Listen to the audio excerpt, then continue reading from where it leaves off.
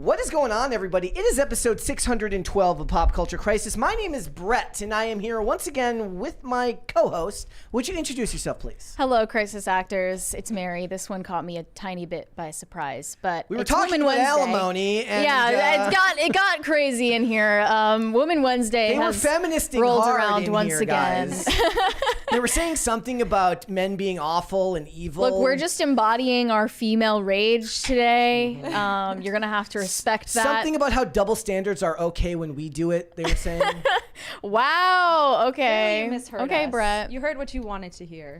Again, see, they're rewriting history. They're saying things that aren't true because, you know, it's their truth, which is something I hear they talk about. Sarah's joining us, by the way. Oh, thanks for that intro. Hey. How you doing? I'm doing good. Happy to be here, as always. Excellent. Well, we love you guys and your feminist takes here today. It's going to be fantastic. I also want to thank all you guys for joining us I called it Portalgate after yesterday, having to pull the episode down. It was a wardrobe malfunction for podcasters. I wouldn't even call it a wardrobe malfunction per se. It was more like there was just stuff on the screen that shouldn't have been on the screen. Extra portals. Honestly, like it wasn't that bad. I know because I couldn't checked, see it. But, you know, it's bad enough where you got to make a decision. I just always better to just take it down just in case rather than get a strike for something like that. You know, that happened the very first episode I was on with you guys. Really? Do you remember that? That one was worse. I think I remember that one, and it was worse. Which one was that? You were on Twitter showing them something. It's always Twitter. You scrolled down the reply, and look. What it was the naked person in the ring. And yes. we had the original version that was edited, yep. and then I scrolled down. I didn't scroll. I hit refresh, and it was yeah. just the top reply and just titties all up in your face. And this is why I don't like Twitter anymore. It's just the most degenerate social media platform. It's like scroll down. Let me guess, nudes in bio. I do love, however, the way all of the like weird porn bot women find a way to like include like the topic into their thing. Like there was one I posted yesterday about it was a map of both America and Europe in their rail lines, like their train lines, and it was like basically saying, "Ooh, look how much America sucks. They have no trains." I said, "Cities by Diana," and I responded, "Gas maxed America refuses to be transit cucked," and like the top reply underneath the initial post, it says like, "I like when trains get run," and it's just like a. Was it that sounds like a human though. It was. That's what I'm saying. It's like a human and it's like the I think those ones are humans and they just look at every viral tweet and somehow make it about them.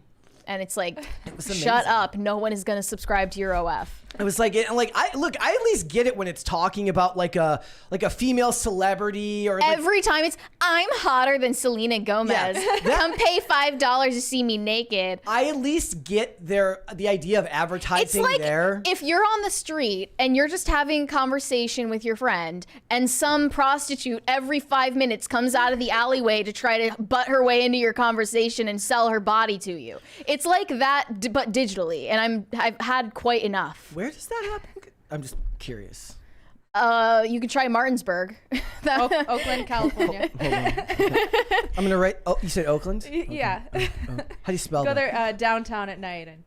So anyways, yeah, I posted it, and there was people like talking shit on America for being, gas maxed and being way more awesome because we drive everywhere. It's true, guys. We got a bunch of stuff to get into today post Portalgate, but before we get started, would you hit the like button on this video and subscribe to this channel, please, if you have not done so already, and share this video with your friends, family, loved ones, and haters so that more people can come in here, watch these shows, and share this video and these live streams with their friends, family, loved ones, and haters. It's the best way to help the show grow, so just share it out. Also, remember, all Super Chats $20 and over. We will interrupt the discussion, and we will read those Super Chats right then and there. So perhaps you have questions for Sarah or Mary or myself. We will read them right then and there. And vote in the poll. Yes. Yeah. We want to know what does the most damage to women. What is the worst for women? The options were therapy, astrology, or rage rituals, which you will learn about today. Yes, we will talk about the rage rituals. So that is going to be the first thing that we're going to discuss today, which is Taylor Swift has trademarked the term Female Rage, the musical. Oh, great. Can't wait. But also, we're going to discuss the brand new phenomenon of wealthy white women getting their rage out via what are called rage rituals, because apparently women will do anything except go to therapy. So we're going to talk about that. We're going to talk about evil Dan Schneider has struck again with more claims of lewd, crude, and bad behavior coming from the old days at Nickelodeon. Got a $20 here from Alfred LaRock. He said, controlled female rage is important. If me and the dog are fighting 5 home invaders while Mary and kids are hiding behind us, if 6th home invader tries to sneak in window, mom needs to be able to put down threat mid-windows. Arm your family. I mean, that's a valid point, and it's one that I made in my article for Evie, actually. So we're thinking on the same page. There you go. So we're going to talk about that. We're going to talk about Dan Schneider. We're going to talk about Bumble, which has released apparently the worst billboard in the history of billboards. It's upset all the women. Like I said, the ladies were upset because we were arguing about man versus bear still before the show. Now we're going to talk about this Bumble ad, which basically tells you that celibacy is just it's a problem. It's problematic to be celibate. So we're going to talk about it. It's got a lot of stuff to get into today. So if you ladies are ready, we can just go ahead and get started. Are you ready, Mary? I'm ready. I'm ready. Got your female rage ready to... I'm bottling it up right now. You're good? Yes. You're good? This isn't one of those yes means no and no means yes situations? Yeah, no, I'm fine. I'm ready. We have consented to begin the podcast. Okay. It's not like one of those I'm fine. We're giving our affirmative, enthusiastic Written consent Yep. to start the podcast. Okay. Enthusiastic consent has been given. Yeah. Initiate podcast, ladies and gentlemen. Initiate. Here we go. Launch. First things first. Horrible news for the bougie McDonald's goers, because apparently now McDonald's is looking to reintroduce $5 meals. This is the most depressing thing I've read all day, to lure back low-income customers. They worded this in a very I know. deceiving way. Yes. But also, I'm mad at this because this isn't enough food for me. A medium fry and a burger is not enough food for me. No, not when you look at the McDonald's burger and it's like this big. Yeah. It's like it basically looks like It's a sheet of paper. like you could throw it at someone. Yeah, it's like a disc. It's like a Frisbee. Yeah. Basically, I was gonna say Frisbee, but I actually think that's an insult to Frisbees. Yeah. It's very, very thin. It's not good. It's very sad because now what I get inundated with all the times, it says, remember what they took from you. And it's a picture of like what fast food cost in like 1998, or it's like what radicalized you, the price of a McChicken 5 years ago, and you look at it. Corporate greed. It's always corporate greed, Mary. It's got nothing to do with the world economy at all. They just one day they woke up and they're like, let's just price everyone It's out. both. The McDonald's though. clown. Can we agree that evil. it's both? The corporate structure is to always continue to profit and grow, right? So it's very hard for them to just like, not everybody can be Arizona iced tea or the Costco hot dog.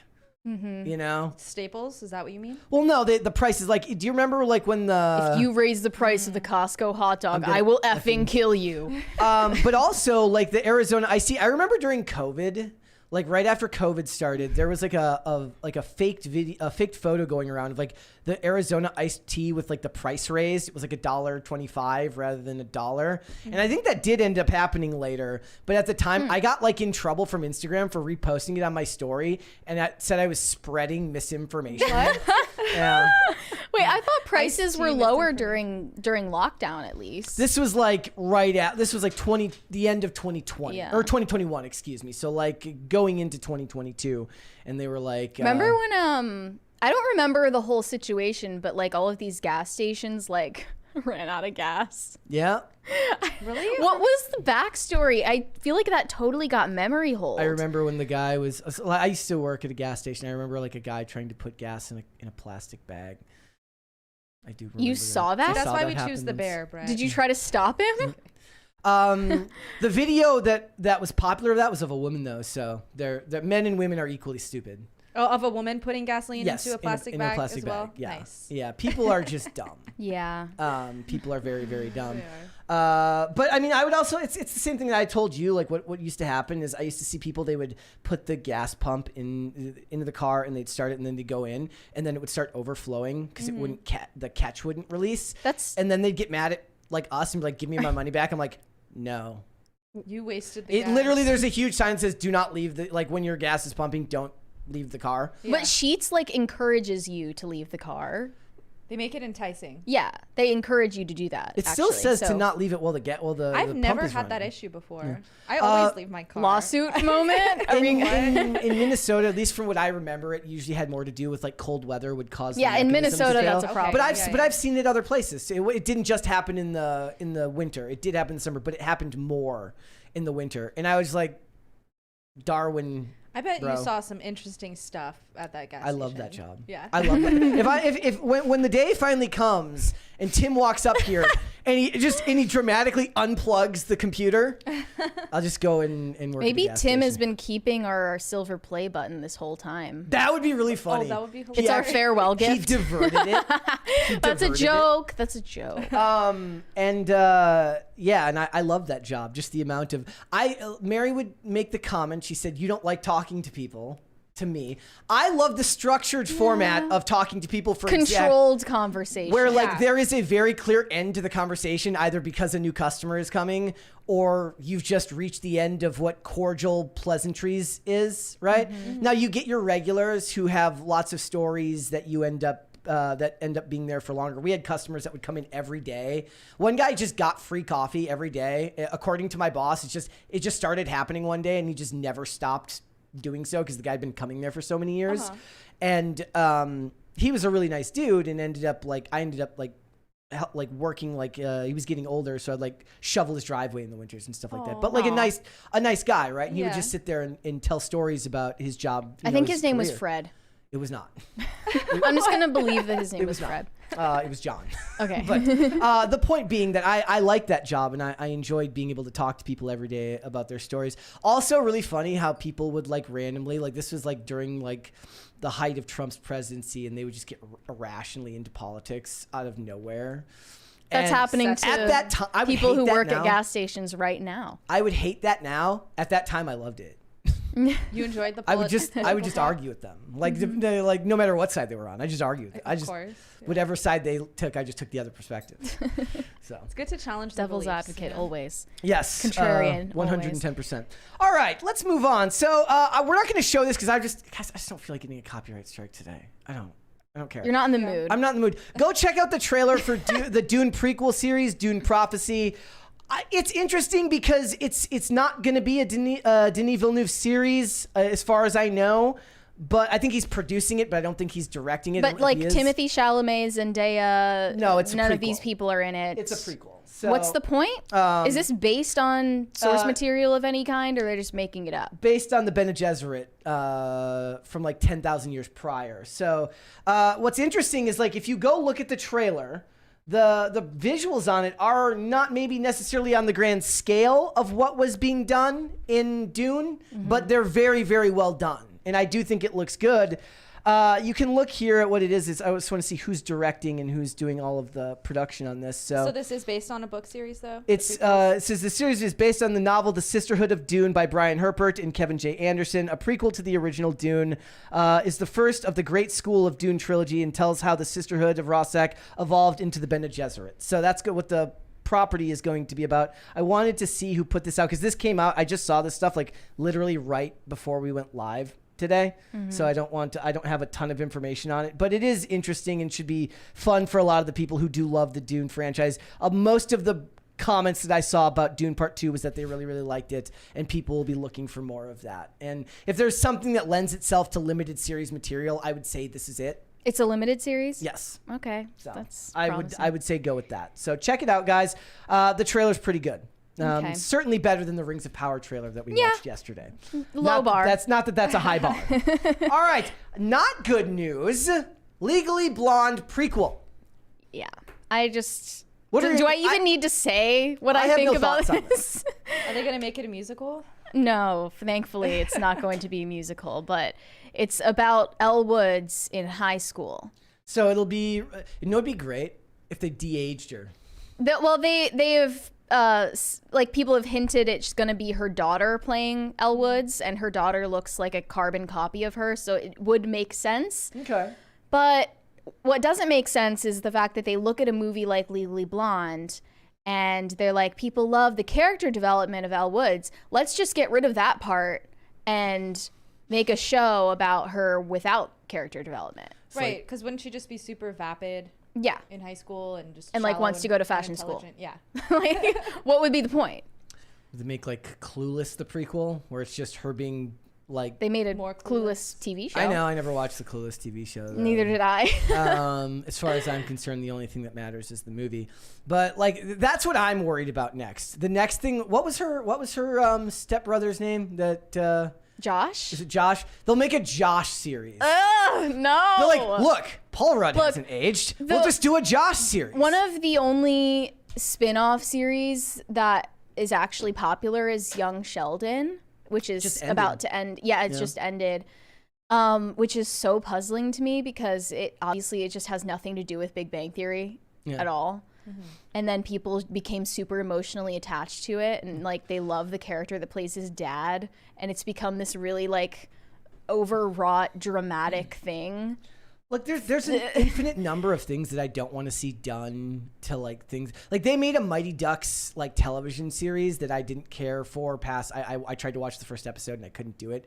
But it would be, instead of doing Mighty Ducks Game Changers, it would be like doing a prequel series of Gordon Bombay's like rise as a lawyer, which isn't the point of the movie. The point of the movie is that he became a lawyer, but what he really wanted was to play professional hockey, and then got drunk and got a DUI. That's still the craziest storyline in history, that he gets a DUI, so they have him coach kids in school, like coach like that's your punishment, like peewee hockey kids, like. That's not a bad idea. It's a good way to rehabilitate someone. Yeah, you know? it's that was great. But it's like you could do that with any movie. Like, what's a movie that you really, really love? Then just take an ancillary character and imagine how you could ruin it by giving us too much information.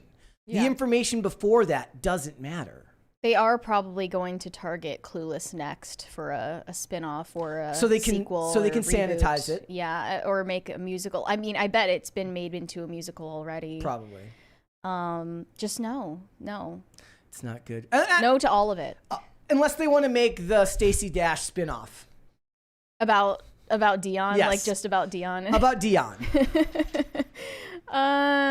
Still no? Yes. Still no from me. They should they should do it.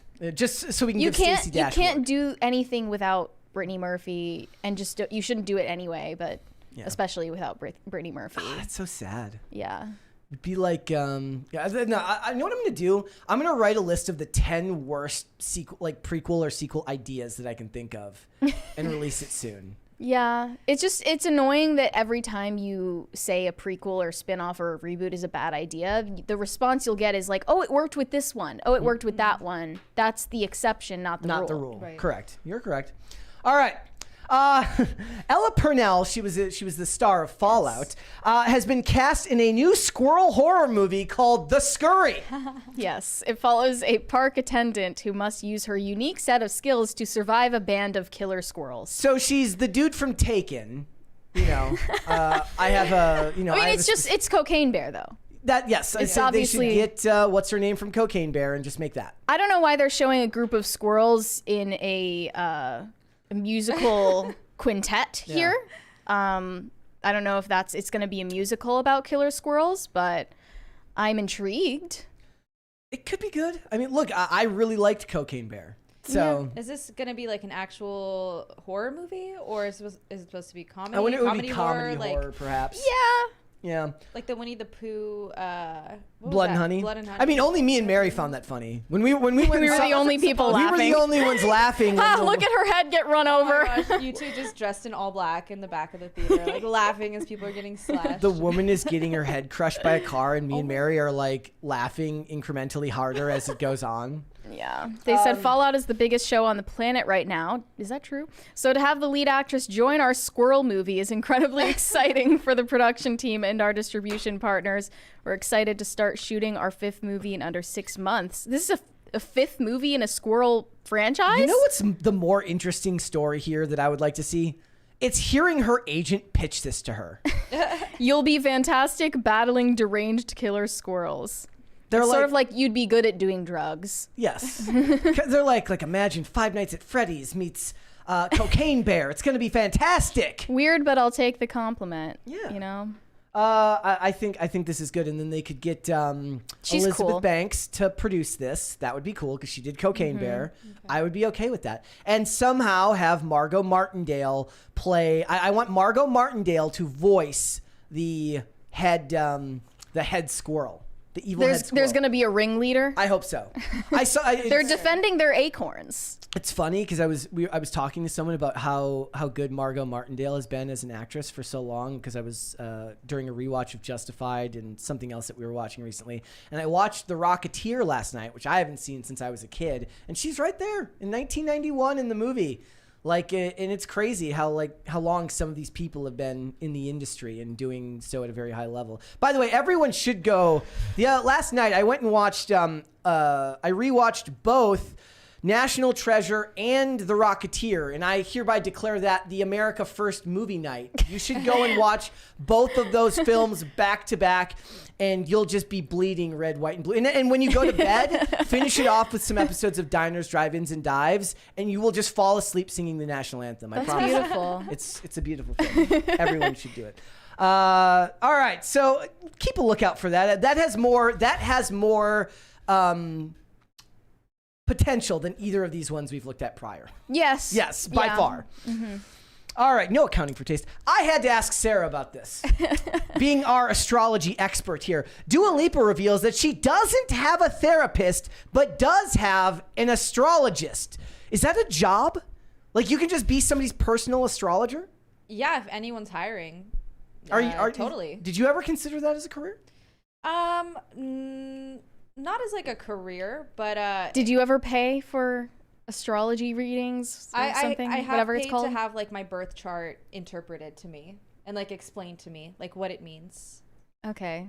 I'm confused. Do you still like, I don't know, look into astrology? Do you still like, I don't know, practice it? I don't know what the word would be. Oh, this feels like a gotcha moment from the Catholics. I know, right? She's like, so I heard it's definitely a gotcha moment. Still, it's definitely a gotcha moment. I own that. I won't look into anything that tries to predict my future.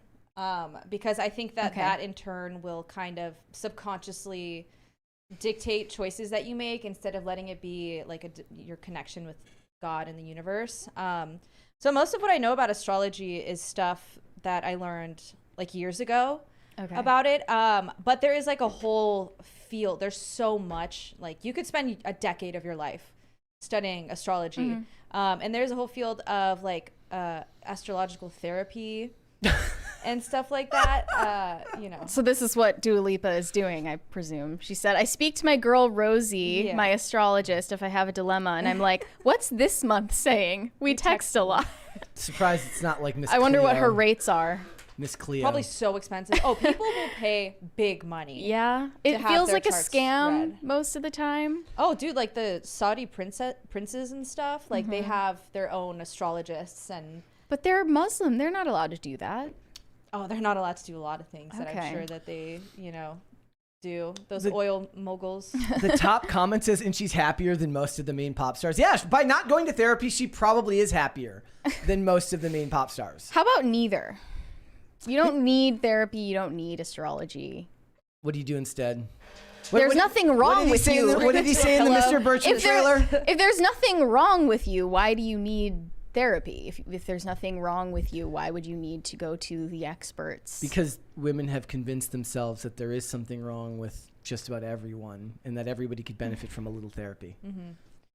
It's like a prerequisite to being a functioning human being is their mindset about it. Well, is it a coincidence that once they closed all like the psych wards and you can't just like check yourself in anymore, now we see the rise of therapy? You can do therapy on your phone. You can do Zoom therapy, text therapy, astrological therapy. I'm sure there's other kinds of weird, bizarre therapies out there, like what we're going to talk about later with the white female rage or whatever, female rage in general. So, I mean, I guess if it works for her, then, you know, to each their own. No, I'm going to be a hater. You shouldn't do this. Let's hear it. Fully disavow. Yeah. All right. Did you see that Tom Brady had some thoughts on his roast, which Kellen covered when we were gone, but he's saying that he wouldn't do it again. Tom Brady says the Netflix roast jokes affected his kids and he will never do it again. I love when people are making fun of me, but you don't see the full picture all the time. I'm going to be a better parent as I go forward because of it. Thoughts? Is this just him being overly sensitive, or I mean, I don't think so. I didn't watch the roast, so I don't know how personal it got. I don't think he would participate in something like this if he didn't have a thick skin for that, right? But he didn't consider, kind of like when we were talking about how Ryan Gosling was saying like he's not going to do certain movie roles now because he doesn't want it to affect taking like really, really dark movie roles can affect an actor, so they don't want to bring the baggage home with them. So he's not going to take roles like that now for the good of his family. So the idea of like, or the same thing used to happen to Mick Foley, the pro wrestler. It was actually pretty horrific, the stuff that would be done to him in like these matches, especially back in the Attitude Era with like the I Quit match with The Rock where he got hit in the head with a chair like 16 times. And like his daughter. Those chairs aren't made of styrofoam? No. Okay. And his daughter was there live at the event. And there's this really, really famous photo where he comes back to the backstage where he's just drenched, like it's literally a crimson mask. You wouldn't even be able to recognize him because his face is just covered in blood.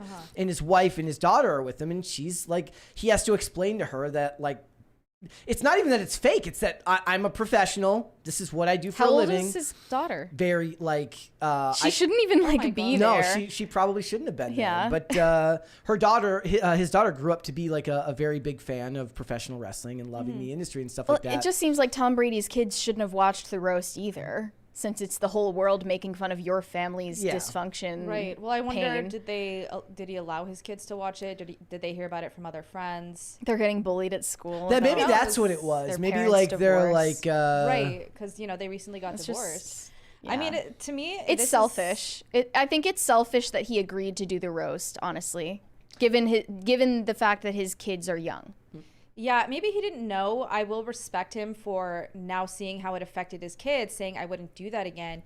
When on the opposite side of the spectrum, you have girls doing OnlyFans, and when they're posed the question, what about when your kids go to school and their friends see this or they see this, and they're like, well, we don't care. They say pull yourself up by your bootstraps. No, that's not what they say. They say it's everybody else's fault and they shouldn't bully my kids. Yeah, exactly. Right. Yeah. Yep. It was just the dumbest shit ever. I still think about that. When I said that to the OnlyFans chicks on whatever, they were just like, well, like, your kids are going to get bullied too because you're on a podcast. Like, that doesn't even deserve a response. Right. What you're getting bullied about makes a big difference. Yeah. All right. This is so depressing. Kind of. Well, Miranda Cosgrove, we talked about this months ago when she told the story of a stalker she had who found her home address. He had a plan supposedly to kill her, but it didn't work out. He ended up self-immolating and shooting himself in the head in her lawn, like in her backyard, basically. And she wasn't there for that to happen. Like, she wasn't even at her home at the time. But when she told the story on a podcast, she was like smiling and laughing about it because tonal issues. Yeah, tonal issues. And we were like, we felt sorry for her, but also like, why is she laughing? And she recently addressed it again as to why she really doesn't want to be at home anymore. And she just said, I just don't feel super safe. As I imagine, that's understandable, Miranda. Most people wouldn't after a dude lights himself on fire and shoots himself in your yard. Right. Yeah. Especially if you believe in like bad juju or anything like that, any spirit or like entity being left behind by someone dying like that on your lawn. Oh, I wouldn't want to go like near that house. Yeah. What was it? And Drake now is talking about how like people keep trying to break into his house and they're flying helicopters over his house all day, and he's like, "Could you guys please stop? Like, I'm trying to sleep." But like California right now, like one of the things we don't really cover very often is like there's like a rash of just celebrity homes constantly getting broken into, and this happens all the time. That's surprising. Oh, dude, these three sisters had a reality TV show about how the Bling Ring. What is it? The Bling Ring, right? It was a movie. Yeah, they like break into someone's house. No, it actually like real happened. Life. Yeah, this is real life, and then they got a reality TV show for it. Emma Watson trying to do an American accent. What was the girl's name? Oh, I forget the girl's name, but like, there's that famous clip from that show where she's on the phone with Vanity Fair or some publication. She's like, you said that I went into court wearing 6-inch Louboutins and I was wearing little brown BB shoes. Oh my gosh, yes. That's what I grew up watching. Good stuff. But that's really surprising in the age of like post bling ring and ring cameras and private security. They get caught on the ring cameras. That's why it's such big news now. Now they have like the video evidence of the people and their stuff just getting stolen. Yeah, I think the bling ring only got caught because they couldn't stop like posting pictures of all their stolen goods. It's like, I just stole Matthew McConaughey's watch. It's got like his engraved name on if the they were back. more secretive about it, it would have worked out for them. They themselves were rich too. That's what was weird about it. I think that part was a little bit exaggerated. I think some of the kids were more well-to-do than others, and they just all kind of randomly converged into their crime ring. I wonder if she would have sold her house after this happened on her lawn. Like, you know how like when you, I mean, I'm not sure if it's true in all states, but most of the time, like if somebody gets killed on your property, you have to disclose that had happened. Oh, right. Well, the stalker, he shot at a woman who maybe he thought was Miranda Cosgrove. It was probably one of her neighbors, who was just driving past her home. Yeah, thinking it was her. So I don't know if that would count, but this is an interesting. He was comment. also like going into her backyard and like burying things in her yard for like a long time. How was he getting away with that? I mean, I don't know. Because even if he gets arrested, they'll just release him the next day anyways. And like they don't actually prosecute people for crimes. Like Taylor Swift's Stalker. Yes, they they're like, you voted for crime reform. That's true, though. It's a fair criticism, but it just comes off as look. I mean. understand the meme of like being annoyed when people say you literally voted for this, but you literally voted for this. They did. Yeah, It's your own fault. Like, cry me a river. Like, I'm gonna just not worry about it because it's not something I would vote for. Didn't this happen or something similar happen to Bjork? Something really where like I believe it was Bjork. She's like that singer who had the short hair. She's not from America. Is she American? No, she's European or something. No, but she like beat up that one paparazzi. Oh, did she? Back in the day. Yeah, there's still a video of it. She starts swinging. Big super chat here from Francisco Sanchez Jr. Thank you. Said, can we get a party started, guys? Can we get a party started? Guys, kindly dance to the crisis music. We will. We will when it comes on. Absolutely. And thank you for that. Thank you so much. You're the man. Let's, should we move on to Lady Gaga? Yes. Recently, this video of Lady Gaga was going viral because she intentionally made her song lyrics dirty because a child was in the audience. Which is like, I'm not sure who to blame. The person who brought their child to the Lady Gaga concert or Lady Gaga for intentionally offending the parent. Maybe both.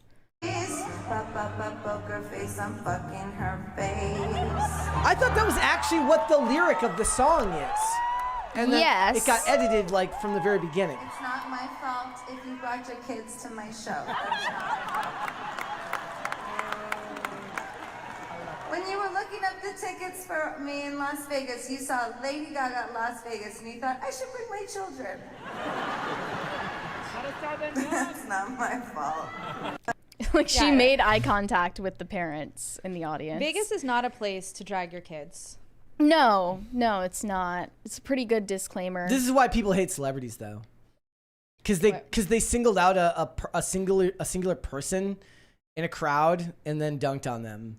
Yeah. And as fair as the criticism might have been, I've got an idea. Just shut the fuck up. Like that was great. That was great timing. Yeah. Like seriously. Please clip that. Let the lady be mad and just shut the fuck up. Like, you didn't dance, Brett. I bobbed my shoulders a little bit. Okay. I did. They confirmed this is actually a part of the song. Only one radio channel in the entire world ever censored the song correctly. Yeah, it's the whole point is like you just can't tell if that's what she's saying. Yeah, yeah. Like that's the new genre of music. It's like music that's so like it's Britney Spears' "If You Seek Amy." Disgusting lyrics that are just so well hidden you don't even know. That's perfect because that's a big thing. Like everybody's got at least one song that they've been singing wrong like their whole lives. Yeah. Yeah. That's me.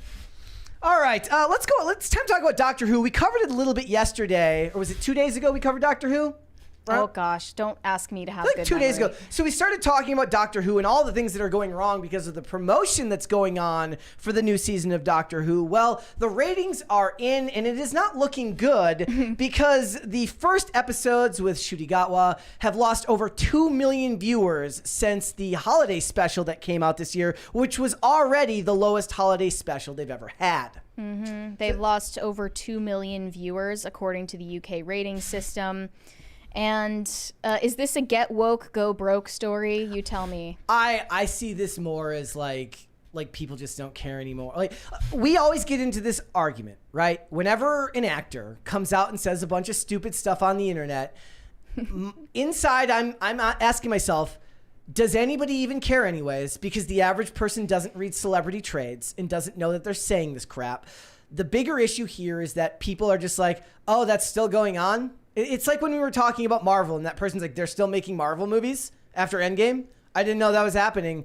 And a lot of people, they've just checked out. They don't care anymore. The diehard audience is who you've lost. The ones who do read the trades, who do want to hear what the actors have to say about working on a franchise that is this, monumentous, that has been around for this long. And then to hear it become about massive identity politics and race and gender and sexuality is a turn off. And Ncuti Gatwa's chocolateness. And his chocolateness. So this is what it says. The woke Doctor Who reboot led by Ncuti Gatwa and Russell T Davies has lost over 2 million viewers, according to the UK overnight rating system, as the show continues its nosedive from the Christmas special and the 360th anniversary specials that aired in 2023, as well as the downfall of the Chris Chibnall and Jodie Whittaker era. It's funny I point that out because I don't think everybody realized that. We understand that Russell T Davies is one of the long-term brainchilds of this show.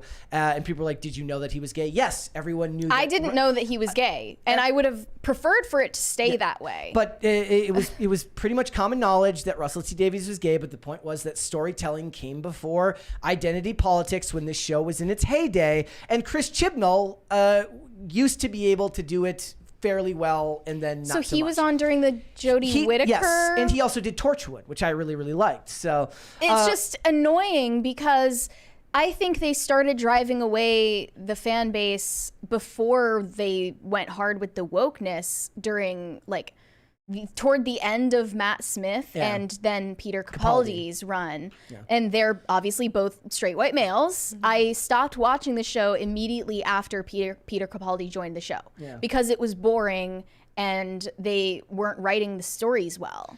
And then they were like, oh, how can we fix this? Put a woman in it and make it lame. Yeah. That's the real problem. I had already checked out before they went woke. A lot of people don't realize that bad writing is one of the hardest things to overcome, and it has nothing to do with all the identity politics is a certain type of bad writing. They wanted to use the wokeness as a life raft for an already failing show. A lot of people believe that's what it is. It's not get woke, go broke. It's go broke, get woke. And then get broker. And then get broker. in this case? So it says, it debuted the first 2 episodes on Saturday, May 11th, with the first episode, Space Babies, bringing in 2.6 million viewers. However, 200K of those fans didn't stick around for the second episode, The Devil's Cord, as only 2.4 million viewers tuned in. The numbers are significantly down from the 2023 Christmas special, already the lowest rated Doctor Who Christmas special, with 4.73 million viewers. I also, at least calling it a Christmas special is nice, not having to make it a holiday special. That's nice. Yes. It's the war on Christmas. Yes, it is. It's back. The numbers are also down a lot from the first 2023 special featuring the return of David Tennant that drew 5.8 million viewers, with the 3 specials the lowest rated of Tennant's career. Look, it would be irresponsible to not point out that we live in a very, very different time now when it comes to viewership numbers. Streaming, play later, all of these things play into the fact that numbers are just down. You can't look at the views of a show like The X-Files in the 90s and look at the 10, 15, 20 million viewers who watched every Sunday and think of it the same way now with the addition of streaming and waiting for all of the other ways there are to watch things. Yeah, I agree. So... Also, I wanted to say, credit where it's due, the companion, the actress they chose to play the companion in this season, she's cute. There you go. Not everyone has to be ugly. That's nice. But so Russell T Davies did have stuff to say about this. Doctor Who showrunner Russell T Davies dismisses critics of his decision to focus the series on queer themes. In dark little corners, people might argue, but that's not the real world. That draws an interesting question. Look, is it just dark corners of the internet that are arguing about this, or does a drop in viewership figures have something to do with the types of stories you're choosing to tell, or is it just bad writing? We got a $20 from Crispy Leg Transport LLC. Let's blame Mary for the ills of Doctor Who. Just kidding. I hope you guys are having a good day. Good so far. Yeah. In the opinion of showrunner Russell T Davies, the bevy of criticisms leveled towards his decision to make queer themes a central focus of Doctor Who were not only inconsequential, but ultimately detached from the fan sentiment in the real world. A lot of people would say, how connected to fan sentiment are celebrities who have yes men and women in their ear all the time? Right? Wait, what? Well, the average celebrity isn't connected to the negatives unless who is it we were talking? Oh, we didn't end up talking about Tiffany Haddish, who would like look up the people who said mean things about him. There are name searchers in Hollywood. Yes, but in general, they don't look at those as the majority. They actually look at them as the outlier. And most of them are in a bubble and they don't know. But it's like that's understandable because you get your paycheck regardless of how the show performs. So, and as someone pointed out on Monday, this is also funded by the British government, so they're also in a bubble. Your BBC license that you're paying for is what funds this show. At one point, okay, so it says Davies offered his defense of the latest take on the Time Lord during the 2024 interview given to Collider's Samantha Case. He says, at one point making note of how the show, quote, just keeps leaning more into queer themes in everything, especially since the specials. Casey eventually asked Davies if we could speak about leaning into that more intentionally, to which the showrunner replied, it's funny because, to be absolutely honest, it's not that deliberate because it's the life that I led. Well, then why does it feel more deliberate now to some people than it did in the past? He's just like, I was getting laid less in the 2000s, and now I'm having more gay sex, so I need to put it in the shows that I'm creating. He says, I worked on a series, Queer as Folk, in 1999 that broke down many barriers, and I'm never going to step back from that, he continued. In fairness, no one's ever asked me to step back from that, and I just think that it doesn't even feel particularly queer to me. It feels natural. It's 2024, and we're all embracing this. Twitter might kick off, and in little dark corners, people might argue, but that's not the real world. The real world is the one of acceptance, and with battles to be fought and votes to be gained. And you're fighting those battles in a sci-fi show. You're Look, fighting those social issues. You change a lot of public sentiment with well-done social issues in television. The problem is people clearly don't seem to think it is well done, and that's the issue, right? He sounds delusional. Does he think that the show isn't doing well because of his queerness, or what? It's confusing because he's saying we live in a more accepting world, so I'm going to make my shows more queer, but you don't need to make your shows more queer because the world is already accepting. So there's kind of a disconnect there. Right. Well, there's a cognitive dissonance right here. And the issue that the average person would have is that, look, if a straight writer makes a show about straight themes and characters and the show doesn't do well, it fails on the merits that it's just a show that failed. But when a show made by marginalized communities fails, it becomes the fault of the audience for people not embracing that. It's a lose-lose situation for everyone involved, and people are sick of the trap being set for them and then having to embrace that they're the bad guy every time your work doesn't do well. Okay, what's bizarre is that Ncuti Gatwa only came out as queer last year in September. And before that, he was dating women and just being a fruity straight guy, I guess. But in order to come out as queer, you kind of have plausible deniability, right? Because you're not coming out as gay. You don't have to really commit to anything. Yeah. You just have a label now, which, gives you the power to lash people, right? Yeah. It's a weapon. Like, I'm queer. That could mean literally anything. Right. It's a weapon to be wielded in an industry that cares as much about inherent identity as they do. Do you think that people put it into the show too, so that if the show fails, they can play the victim? I mean, I don't know if it's for that specific reason, but it's a great benefit to them. It's a great shield. When it happens, is that it is a shield. We also live in a time now where for instance, do you know who James Roday is? He was in Psych. Yeah. Okay. He like in the last few years, he started putting his actual last name on as his credits. It's Rodriguez, right? Because now it's beneficial to be Rodriguez in Hollywood, whereas back in the 2000s, through no fault of his own, most likely he had an agent tell him, "This won't help you. Like it's you look like a white guy. It doesn't matter. Change your last name." Now it benefits him to do that. And that's the cynical side of me says like, look, that's the game you play in Hollywood to get ahead. You just do whatever it is that is the current thing to help bolster your career. And that's just it. The sad part is that it's tied to things like your identity. And that feels icky. Yeah. For lack of a better term. It feels gross. Right. But I always use the Emilio Estevez example. Father is Martin Sheen, Charlie Sheen in his family, who changed their last name, whereas he used his actual last name, which is, I thought, commendable at the time, rather than change it to I was shocked pander. to find out that they were related. Yeah. Emilio I mean, Estevez who could be related to Charlie Sheen other than a tiger?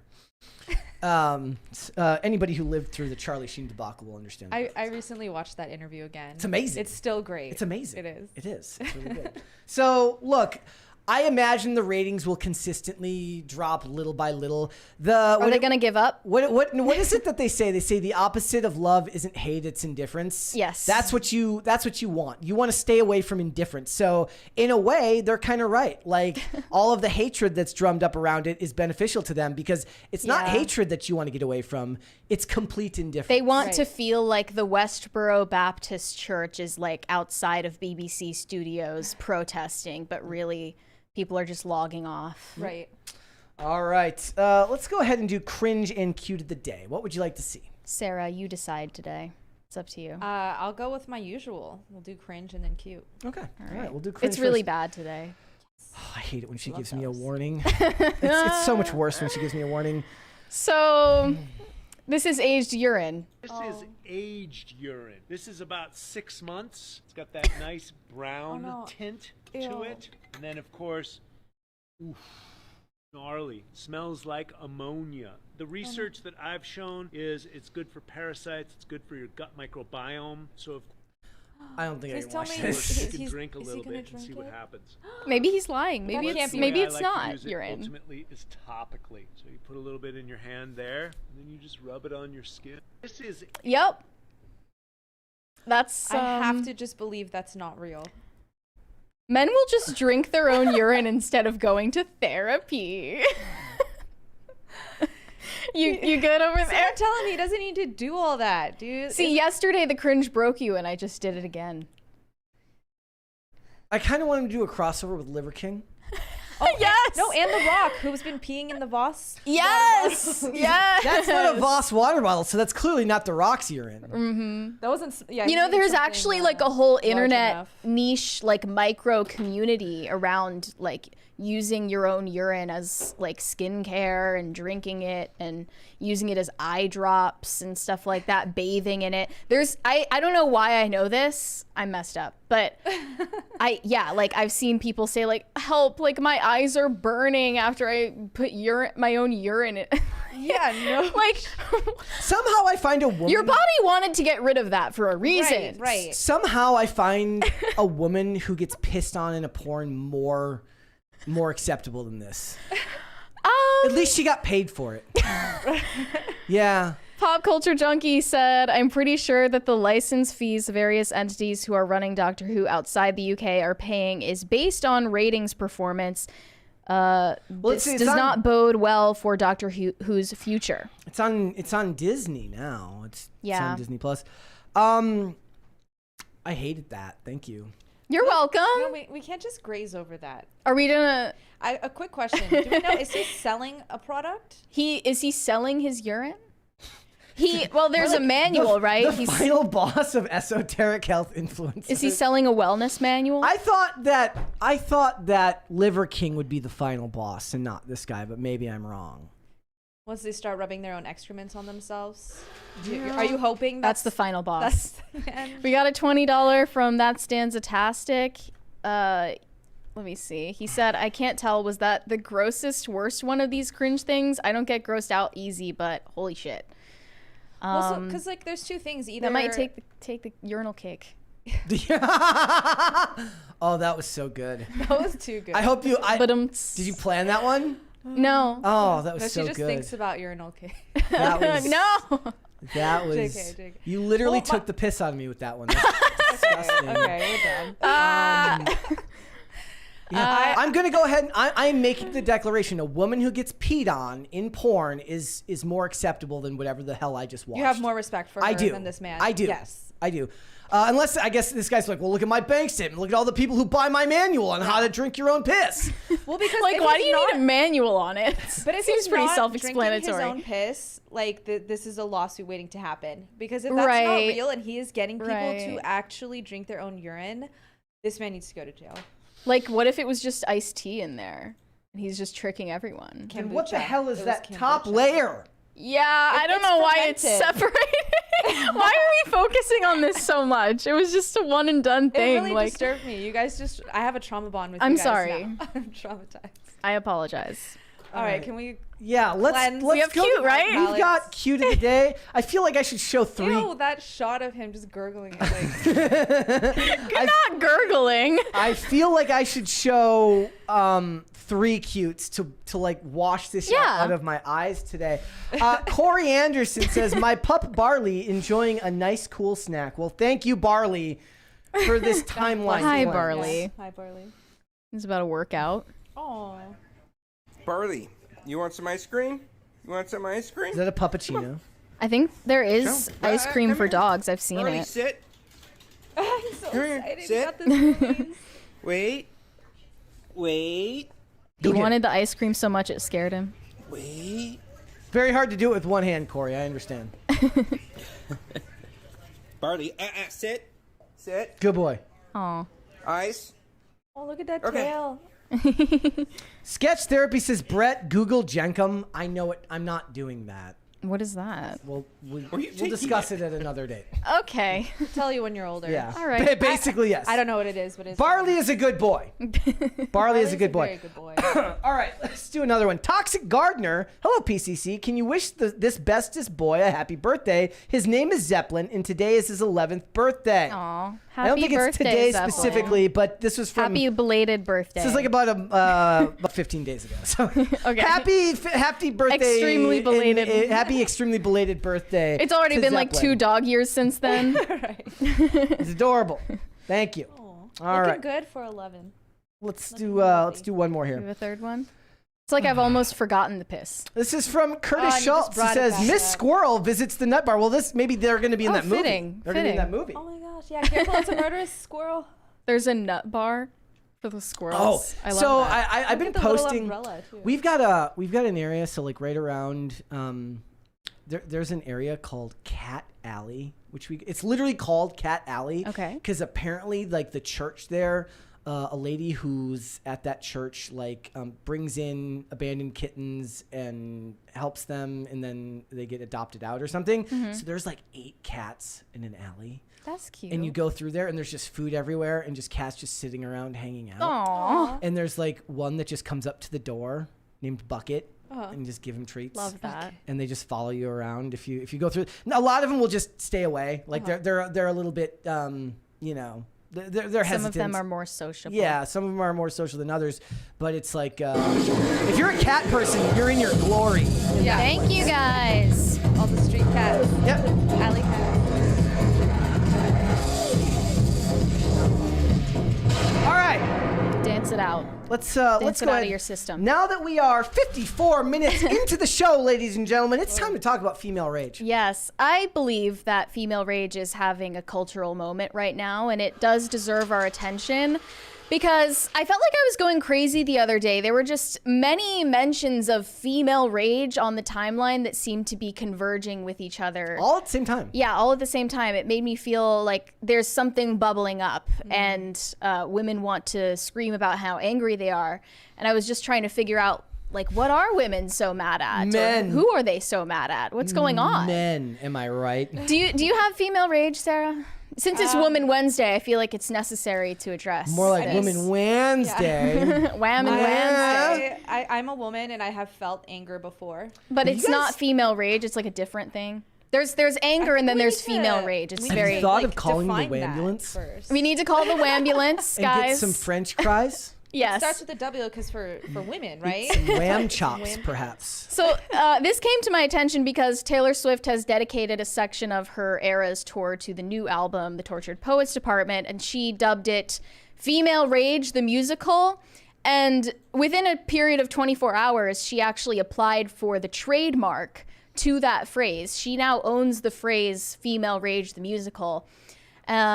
I don't know what Taylor Swift has to be so enraged about, but that caught my attention. And then I also saw Anya Taylor-Joy doing an interview for promoting Mad Max Furiosa. There's a $20 super chat there. Mr. Anderson, female rage, a poor player which frets and struts its hour upon the stage and is then heard no more. It is a tale told by an idiot, full of sound and fury, signifying nothing. Grow up, ditch the tantrum. I do like the word tantrum. It's basically female tantrums, yes. Anya Taylor-Joy said that she is a strong advocate of female rage. We're animals, and there's a point where somebody just snaps. And she says she had to fight with the director of Furiosa to allow her to scream really loudly in the movie. Because, she only has 30 lines of dialogue. She's going to make the most of it. Here we go. Let's listen to this clip here really fast. I have a thing about feminine rage, which people think, for some reason, and this is with no disrespect to any writer, I get a lot of men doing really terrible things and women sitting silently whilst one tear slowly falls. And I'm like, oh, no, we get mad and angry. And I remembered pulling Mark aside and saying, I'm really sorry, but the only way to play this truthfully is for me to attack him. And he was like, oh, you mean like this? And I was like, no, I'm gonna have at him. And luckily everyone liked it and Nick was game and I didn't like it. I didn't like it one bit. Fun fact that if you took my eye distance apart and Anya Taylor-Joy's distance apart and have them, it'd be the perfect distance. Because I get told my eyes are too close together and her eyes are very far apart. You guys should have a child. If we had a child, he would have the perfect, pupillary distance. It'd be fantastic. Yeah, Beautiful. I like Symmetrical. that. And also, it turns out that the latest wellness trend for wealthy white women is a rage ritual where they go into the woods and they scream. They just scream really loudly and beat the ground with sticks. And this is a real thing that women are paying thousands of dollars to participate in rage rituals. It's telling of the state of the world, I think. Well, we see these advertisements when we go to the movies for the rooms where you can go in and just break stuff. Yeah, I was just thinking about that. There's a growing cottage industry of rage rituals where you go in and you break plates or... I can already see the feminist article 15 years from now where some girl's and I saw my dad smash a computer at one of these rooms and it scared the crap out of me. Yeah. His male rage was so toxic. But female rage isn't toxic. That's what you're supposed to believe. It's okay. It's fine. It's okay when we do it, says women. So let's take a look at a rage ritual. I'm muting that shit. Yeah, they're just beating the ground and screaming. Bro, she could just go into the woods and do this herself. You can do this for free. You don't need to pay thousands of dollars to do for it. this. Or is the idea that you're doing it with other women? Get some of your friends together and have a little rage fest. Have a rage fest. Yeah. Mm-hmm. This is a real thing. And there are women in the comments sincerely saying that this yeah, one said, why did I immediately have a visceral reaction and start crying? Another one said, this is powerful. I believe we collectively as women have so much ancestral and personal rage built up over all we've had to endure. It's powerful. Now what they should have done at this event is we should have set out a bunch of bears and a bunch of men into the woods and seen where they went. Yeah, just see what happens. See how your female rage keeps you safe in the woods. But yeah, this is organized by a woman named Mia Benducci, an author and self-described spiritual fairy godmother known online as Mia Magic.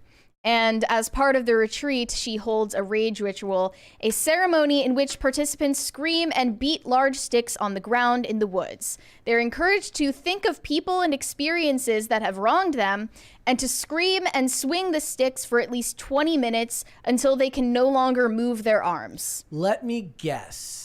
Every man that they ever dated was a toxic narcissist. Yes. Yep. This is how you can get revenge on your toxic ex. And I looked at this woman's website. It's like a whole business for her where you can pay over $3,000, $4,000 sometimes to participate in these rage rituals with other women that you don't know. She's a scam artist. Totally, but it's working for her. Technically, there is a market for this. I mean, technically it's not a scam. Technically, these women are getting what they paid for. It's just stupid. Yes. It's exactly. You're not getting scammed, but you're just dumb. It's not saying like we're going to introduce you to a new way of beating a stick against the ground. Yeah. It's going to change your life. When therapy doesn't cut it anymore. Right? Like you're in therapy for years. Therapy doesn't cut it anymore. You have to go in the woods and scream. I think that's sound pollution. I think they're polluting the environment at this point. I've heard of people being told to do that by their therapists. I believe it was Shia LaBeouf that was told to go into a forest and just scream. Lights just flickered. I think the female rage is like messing with the electronics in the room right now. Stream good, guys? We good? Did we lose the stream? Everything flashed. Let me check. It looks like the stream is fine. Okay. Something wrong? I have to go outside and break a few sticks. Yeah, I might have to let out my rage. But honestly, it's just like it goes to show you whatever you decide and choose to believe the cure is will be the cure. Mm-hmm. Like the astrological therapy or the scream therapy or whatever it may be for you. I think that this just shows the power of the mind because, this is literally just going to the woods and screaming. I mean, unless they went through a very traumatic event, like one specific, like genuinely violent, shocking, traumatic event. Okay, but I would put money on most of those women have not had an experience like that. What is the male version of this? You know what it is? It's the guys who want to go through like civilian buds, like civilian Navy SEAL training.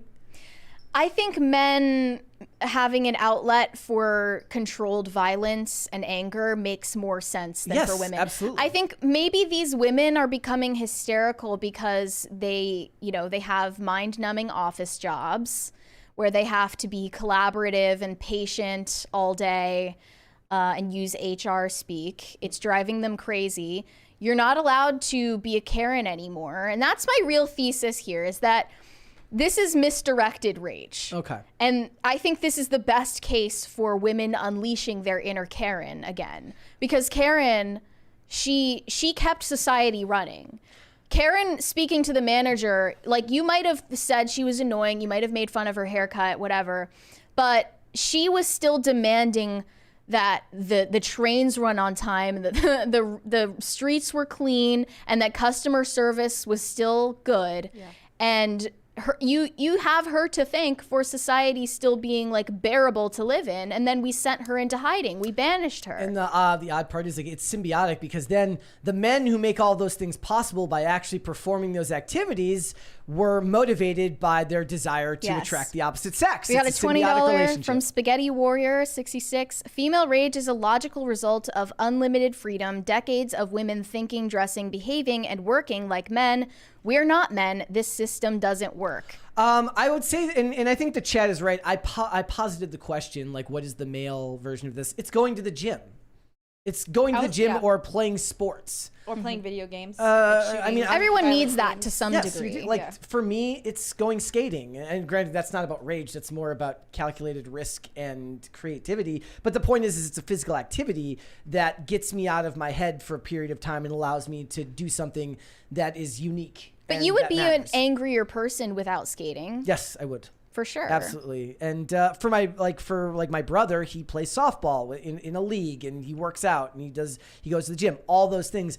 Maybe it's just because it's more inherent to men that those types of things are more natural. Yeah. And this isn't even necessarily a cure, right? Because then you just go straight back into the life that made you so enraged in the first place. Right. I don't really see how it helps in the long Rage is not, anger is not a dominant emotion for women. But I think So you know what somebody should do? They should set up like fake scenarios where they can go and yell at a manager and know that they're not being recorded. There are good reasons to be angry about the state of society right now. But women are becoming hysterical because we have also disempowered men from coming in to fix the situation. Yep. So what do you do at that point? Like our lizard brains are freaking out right now because there's no security and predictability anymore. Right? Right. I think I was talking to, I want to say the other Sara about this, but basically, you know, we're kicking women out of the nest at like 18 years old when they are like the most vulnerable. And then they just kind of have to figure it out. And some do and some don't. Whether that's going to college or just going about your life and trying to figure it out. I think that after years of that, like just feeling unsafe, whether you realize it or not, does translate into rage. It's like that lack of safety. Especially with women going into college. They're going into an environment where I think a small amount of men are encouraged to be badly behaved because numbers of college graduates are majority female now, and it's just going to keep on going in that direction for the foreseeable future. So college campuses are majority female. There's a smaller portion of males that they're all competing for. And that's kind of a reverse of the natural balance, which is that women are the objects of pursuit. And then those men have carte blanche permission to use and discard those women for sex. And there's no real reason those women have to object to that system because they don't have any moral paradigm. Yep. So I think that and countless other factors could be an explanation for why women are so, they just don't have any peace. Like they're just constantly like on the edge of a freak out like this, like letting all their rage out. Throwing your ice. I don't think this is a healthy way to go about it, though. Throwing your ice in the bathtub. You brought up that video that recently got a ton of views on X, where this girl said like she's a new mom and she's probably got like postpartum, right? And she just takes a bowl of ice cubes and throws them into the bathtub while screaming.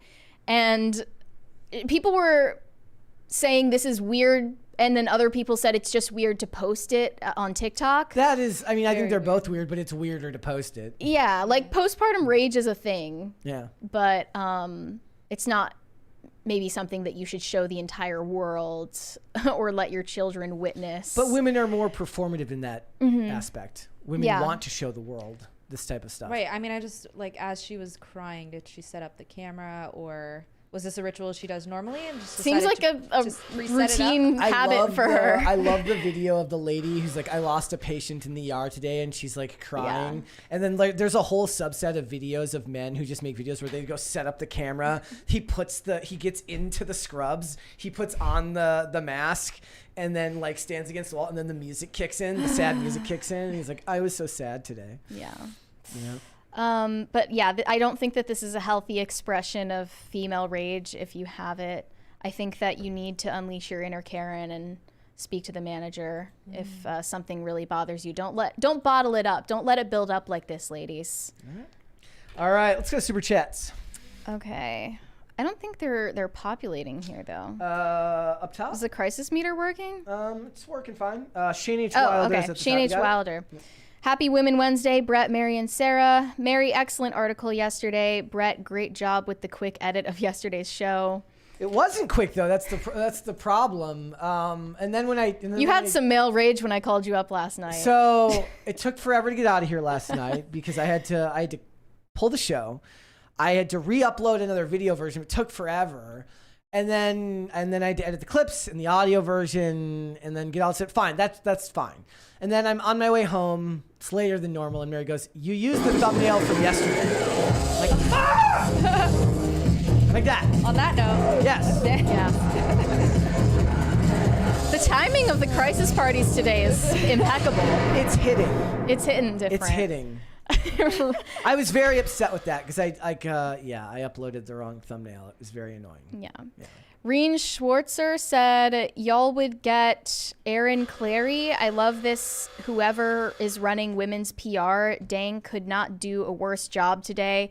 Like the video Tim covered yesterday. What? I think it means y'all should get Aaron Clary. I would love whoever's running women's PR. Like, do you guys have a PR agency? You guys have like your own PR agency? The collective women's PR management. I as woman, I as woman have a PR agent. Well, we do have a woman committee where we all convene and decide on our collective opinions. Okay. Dana's our leader for sure. Let's do 2 more. Not that John Stewart said, why have one standard when you can have 2? Says all the women everywhere. They love that. And Nick C said, Bert, Marnie, and Sandra are the best PCC trio. Change my mind. Well, thank you. We won't change your mind because we agree. You can do one more from Corey Anderson. Hey, Olivia Claire. Brett is planning to go to Oakland to find prostitutes to butt into his conversations. Disavow. Red alert. Red alert. Let's hold off on the rest and let's come back after the fact. Dan Schneider is back in the news. Yeah, Dan Schneider strikes again. He has just been hit with new allegations, and they're quite disturbing. I'm surprised that this didn't get included in the Quiet on Set documentary, but Business Insider did an interview with one of the cast members of All That, and her name is Lori Beth Denberg. So she was first cast on All That when she was 17, back in 1994, I believe, and got to know Dan Schneider on set there. And she told Business Insider that it was around her 19th birthday in 1995 when Dan Schneider asked for a meeting with her and allegedly showed her clips of pornography on his computer. She said the, quote, grand finale of the clips was one that depicted a woman performing oral sex on a donkey. We'll just let that hang in the air for a second. Yeah. And I gotta say, it makes sense. Like, the story, we don't know if this is true or not, but it makes sense because there were writers that were interviewed for Quiet on Set who said the same thing. They said that he would play porn on his computer, a la Kanye West, as I guess like a power trip. I don't really know what could possess someone to do that, but he did it because he had so much power and no one could say anything, and it was the 90s, et cetera, et cetera. And it's not my theory, it's just a fact that Dan Schneider was quite obviously a porn-addled, depraved individual, and that's kind of the reason he decided to insert all of these innuendo jokes into children's shows, because that's just the way his brain worked. This is just, if you're consuming degenerate pornography all the time, it's all you think about, really. It just becomes your worldview. Right. So I'm not saying I understand whether this is a truthful story or not, but I'm saying it makes sense with other things we've heard about him before. Let's go from that to there are There's allegations. Other allegations. I was going to ask a question before we get to that. If these were like if this was an all male writers room, do these allegations even come out? The ones about porn, or do men just not care? Well, I think that he wouldn't have said or done certain things if he were in an environment with only other men. Yeah. Right? I don't know.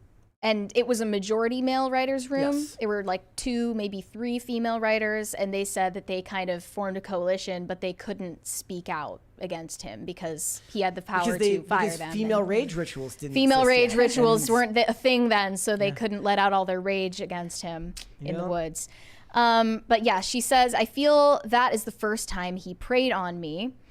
And they noted that wasn't the first time he was accused of showing pornography at Nickelodeon. He's gonna Uno reverse these people and come out and be like, "You're kink shaming me," and frankly, I'm not gonna have it. Like, that's the culture they've created in Hollywood. Yeah. Like, am I supposed to buy that morality was ever a big thing in Hollywood? Because I don't.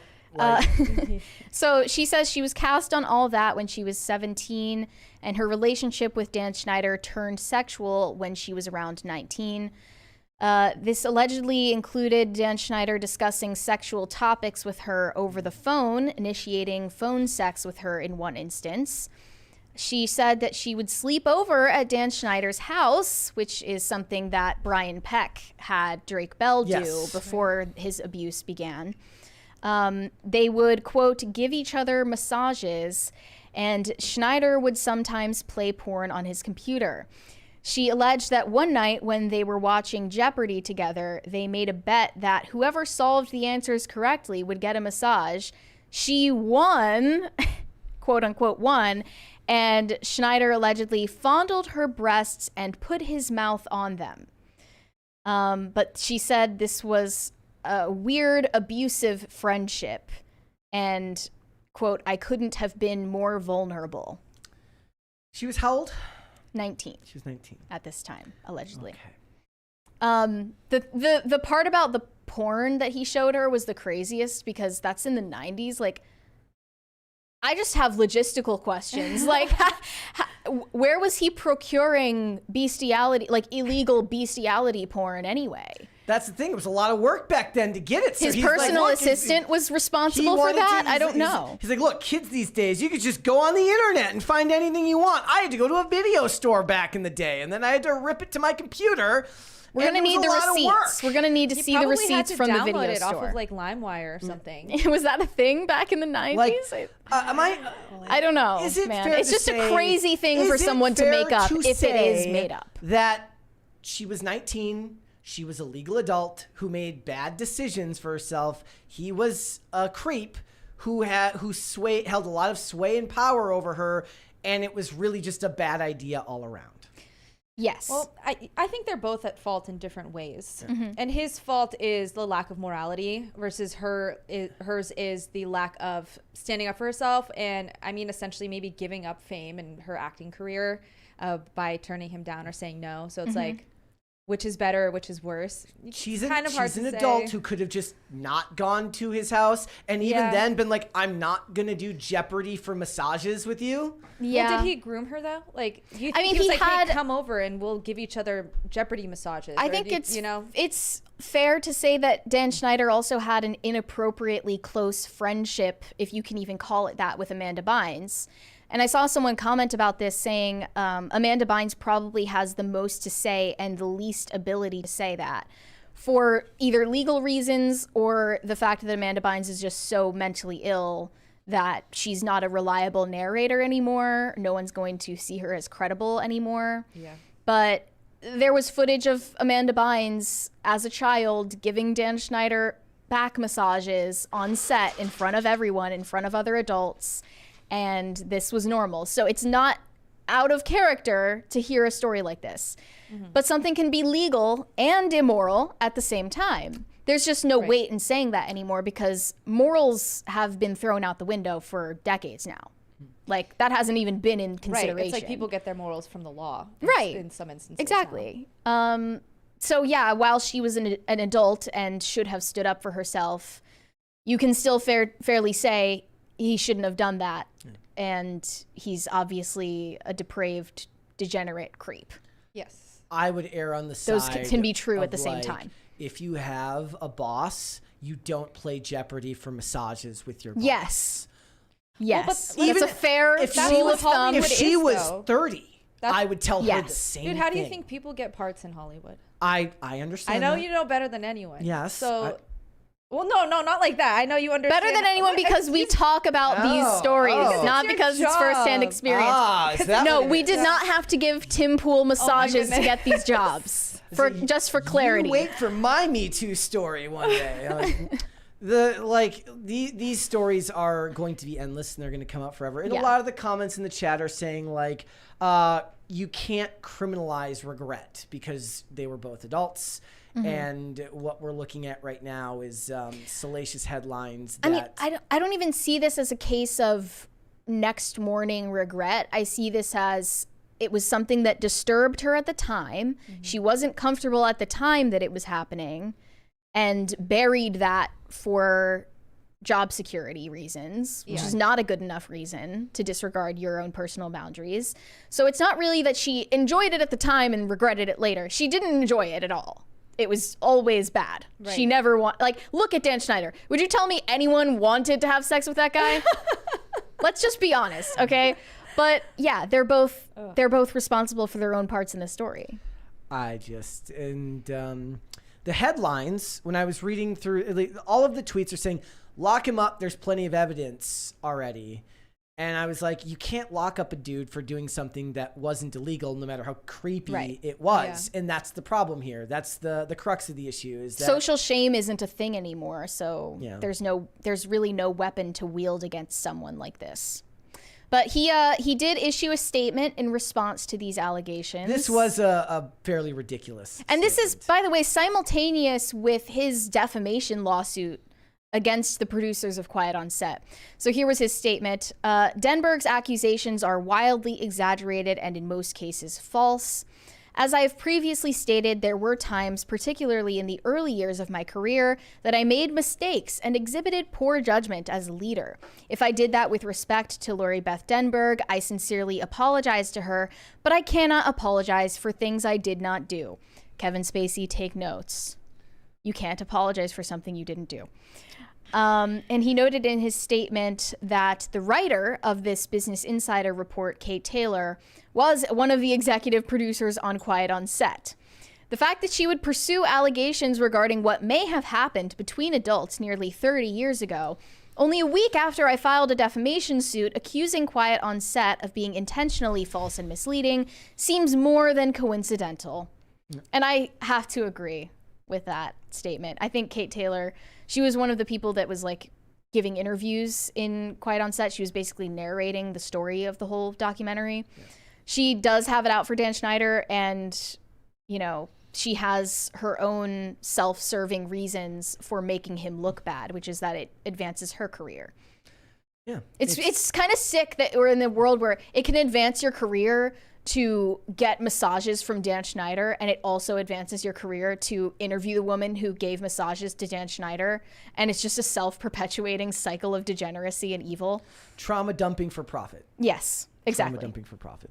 Oh, Victoria Justice also had a statement about Quiet on Set recently. She just couldn't keep quiet. She had to say this. Yeah, well, I would expect that they're going to be asking her about this, so she had an answer already in the chamber. But Victoria Justice opens up about being treated unfairly by Dan Schneider during her time at Nickelodeon. She was on the show Victorious. That was named after her.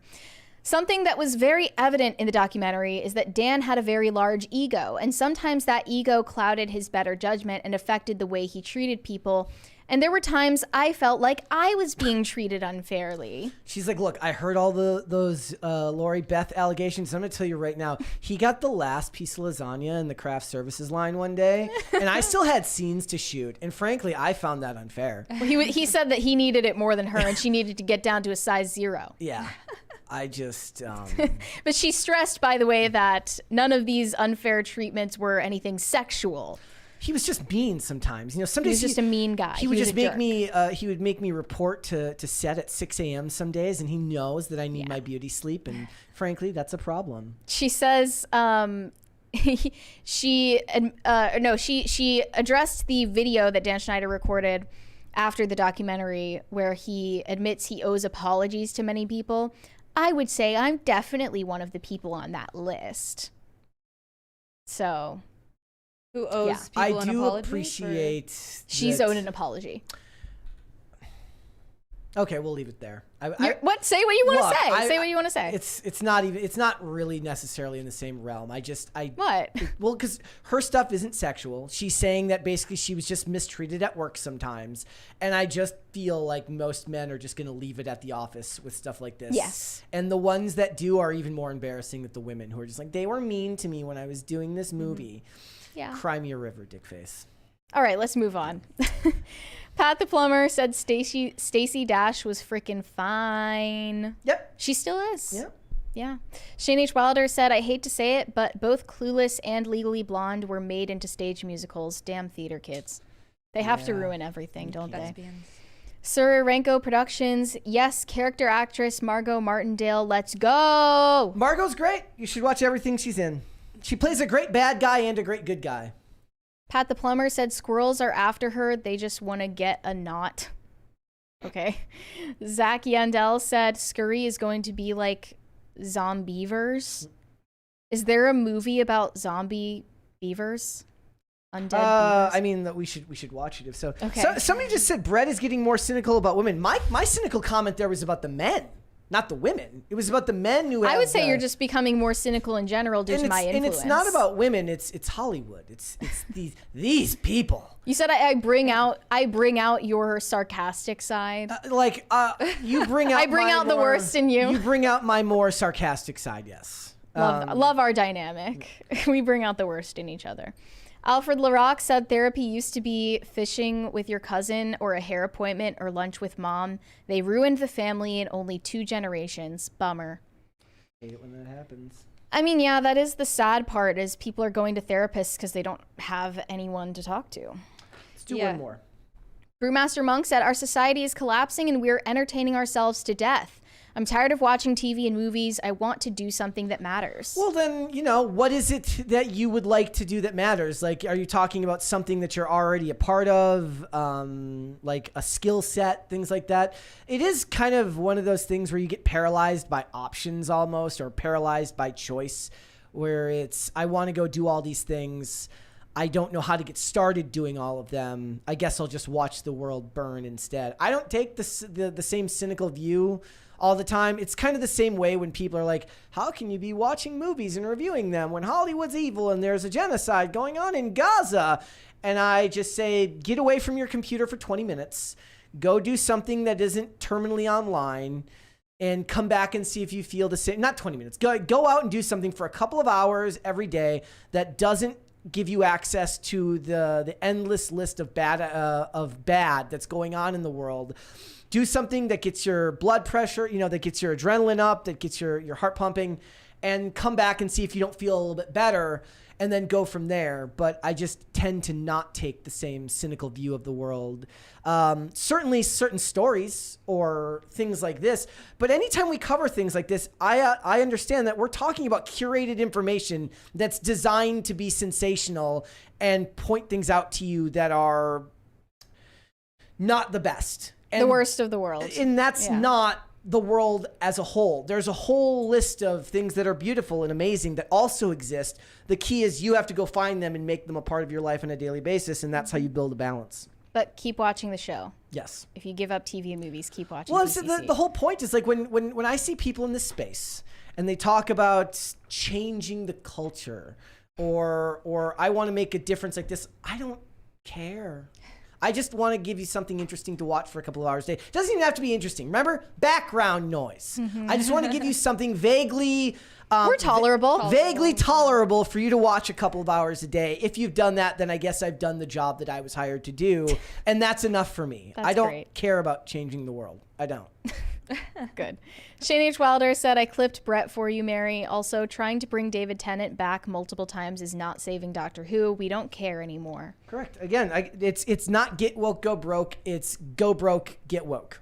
It seems like maybe it wasn't David Tennant who made the show so popular. It was the writing during his run as the Doctor. Let's hold off on the rest and let's come back after the fact. Time to talk about the disastrous Bumble ad campaign, Mary. Speaking of positive news. Yes. Bumble recently messed up big time with an ad campaign, and it's deeply satisfying to watch them in freefall. Thousands of women are boycotting Bumble. They're deleting their accounts on the app. And even if they're doing it for bizarre reasons, I would say that's still a net positive for society. Their billboards just were absolutely insane. They basically, this is an ad campaign against celibacy. Here's the ad. I'm going to put it on the screen for people to see. Yeah, these billboards said things like, you know full well a vow of celibacy is not the answer. And another one said, thou shalt not give up on dating and become a nun. And I just think they couldn't be more mask off with their agenda at this point. They're encouraging women to engage in hookup culture.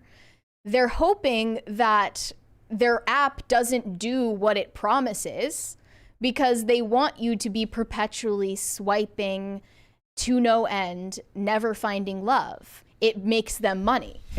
You being alone and miserable makes them money. Why would you trust these people? And those billboards What were just happens when you- absolutely like insane, just Happens when you unhinged. commodify relationships and commodify matchmaking. How did they even think that this was a good idea? Like, who signed off on Well, okay, this? so this is an a interesting lot. point. So all of the comments that I was reading were making the point that this very clearly is the work of men. It was clearly men who did this. Well, let's look at the TikTok. Well, yes, okay, we'll look at that first. Let's Yeah, this listen one to- woman is boycotting Bumble, and Here's what she has Yeah. to say. So this is it. You guys, for real, because are you not aware that you can be a woman who dates males and is still celibate? Or did you just completely skip over that fact? Because right now, this feels like a campaign to encourage rapists. Essentially, what you're saying is, if a male takes us on a date and buys us a dinner, we owe him our body. And if we're celibate, that's not valid. You're delegitimizing our celibacy because you want males to have more access to our bodies. And then you think that we're gonna have a positive reaction to that? You must be out of your damn mind. The fact that y'all have the audacity gonna do to the push meme. this campaign when there is a literal femicide going on in Congo right now, where women are being kidnapped by the masses and essayed by the soldiers in front of their family members, okay? Women are having to watch their daughters get raped by soldiers, okay? Okay. Nobody in corporate America is considering something like that for an ad campaign that's designed to be pushed on Americans. Right. That just doesn't make any sense. I hate the ad campaign too, but she's off the rails here. It doesn't really make any sense. It doesn't let's- correlate. Let's keep going. Let's keep going. Okay? Is that a concept that you guys thought about before you put out this stupid fucking brainless campaign? I would not be surprised to find out that before they pushed this campaign, they fired a bunch of women from the marketing department. I bet you anything this was a male's idea, and Not true. I'm going to introduce you to the head of Bumble marketing, which is Selby Drummond. She serves as Bumble's chief marketing officer, overseeing brand marketing growth and creative teams across Bumble Inc. So no, and I want to draw your attention here really quick to the fact that if you look at their roster here, executive management is 5 women and 3 men, and their board of directors, I believe, is 9 women and 2 men. Yes. So obviously Bumble is majority employed by Women. females because this is the girl power dating app. Now, it is fair to point out that you could make the argument that even though it's these marketing campaigns are done by women, that they're targeting men. Mm-hmm. Okay. By the way, fair. she captioned this TikTok saying 4B because honestly, what are the alternatives? If you guys don't know this, 4B is basically MGTOW for women. It is a movement of radical feminists that was originated in South Korea in 2019. And its proponents say no to dating men, to marriage, to having sex with men, and to having children. So this is WGTOW.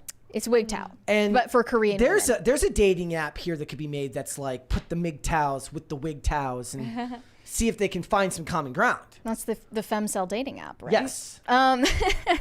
But yeah, it's interesting that, I don't know, when these women start talking about going on sex strikes or whatever, I'm like, always like, you're so close. You're just so close to getting to the real solution here.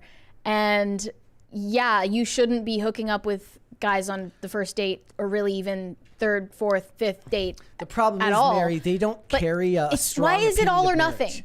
They don't carry a strong opinion of marriage. So without the strong opinion of an end goal, the idea of waiting makes no sense to them because then they feel that they'd be waiting forever because they take a dim view of the concept of marriage. They don't want to wait for marriage because they believe marriage is a tool of the patriarchy. Correct. And they fear being beat out by other women that are willing to sleep That's a huge factor, yes. sooner. Yeah, definitely.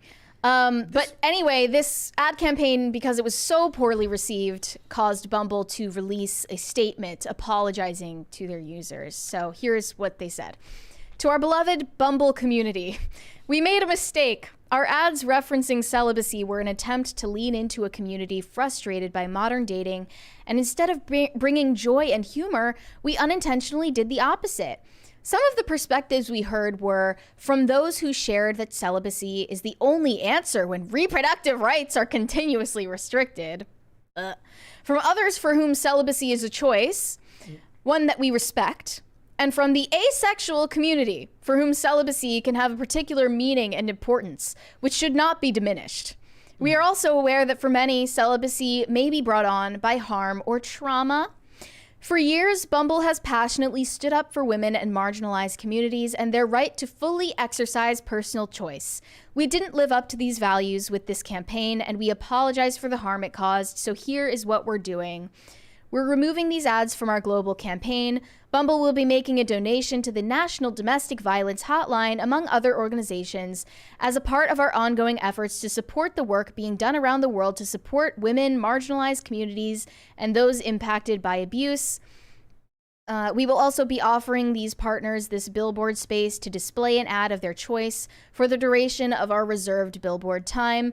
Please keep speaking up and telling us how we can be better. We care about you and will always be here for you. See, and this is where you insert the female rage. Yeah. This is what it should be aimed at. Yes. Because this is what's causing it. There One is of the many no things. racket. There is no better racket in the world right now than the racket of nonprofits being outraged so that you'll donate to them. It's amazing. Like, it is such a moneymaker to just be like, oh, you said that? Well, to prove that you're not an evil bigot, you should give. This is what all activists say when you do something wrong. Not to corporations, to regular people. They say, oh, you didn't mean that awful thing that you said? Well, to prove it, you should donate to this cause or these causes, to which you should say, kick rocks. Even if you didn't mean it, even if it was a mistake, the idea that you can be blackmailed into giving money to prove your worthiness is disgusting. And notice how they gave it to a women's shelter because apparently men don't care about celibacy at all. It's just a female issue. What is the size of the asexual community? Oh, I'm and sure why it's is vast. And I'm why sure. are these things always called... They keep multiplying somehow. Yeah. Why are these things How do they always show called up? communities? That's the thing I hate more than everything. It's Asexuals all know just, each other. They Just might hate because each you other, share, for all I it's this. I feel the same They get way. together at non-sex parties. Eyes wide open parties Eyes wide open parties. where they don't wear masks. They wear masks in the other. They just get around and play board games. Really and bright white fluorescent lights. Yeah. And one comment here said, ironic since your predatory practices are responsible for the issues in modern dating. You're incentivized by stringing your users along and not by actually generating matches.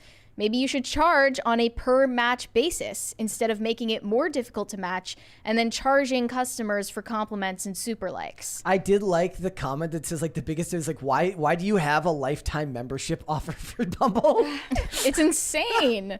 Like it couldn't be more obvious what their MO is here, Look, right? Their logic that can be is like, look, not everybody who's on here is looking for love. Therefore, we can offer you a lifetime membership. Oh. And just because one person is doesn't mean that there isn't another person. So if a man who's not looking for long-term love and a woman is not looking for long-term love, why don't they have a right to have a lifetime membership so that they can continue to do that? I see what you're saying. That's not wrong inherently. Just because most are, that's why your preferences are on there. The issue is there are more men who are naturally inclined to, I guess it's called sociosexuality than women. Okay. Women are naturally inclined to want sex in committed relationships. So there's an inherent asymmetry there.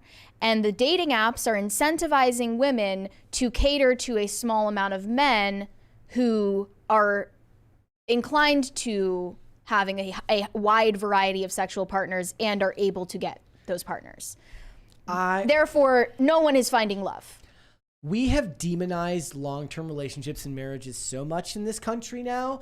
I don't even know how much I even buy that the number of women is as high as they say it is that are looking just for committed long-term relationships, or they've been brainwashed into thinking they want the same thing as men. Or evolutionary psychology doesn't change in 15 years. Women do still want sex in committed relationships. That's what we are literally evolved to do. Then it's about you can't them. change your brain chemistry. Then it's about them as fully grown adults who are responsible for their own actions to put those boundaries up themselves, and for the men to be clear about their intentions. Both sides play a role in that. The women need to be clear about what they want, and the men need to be clear about what they want.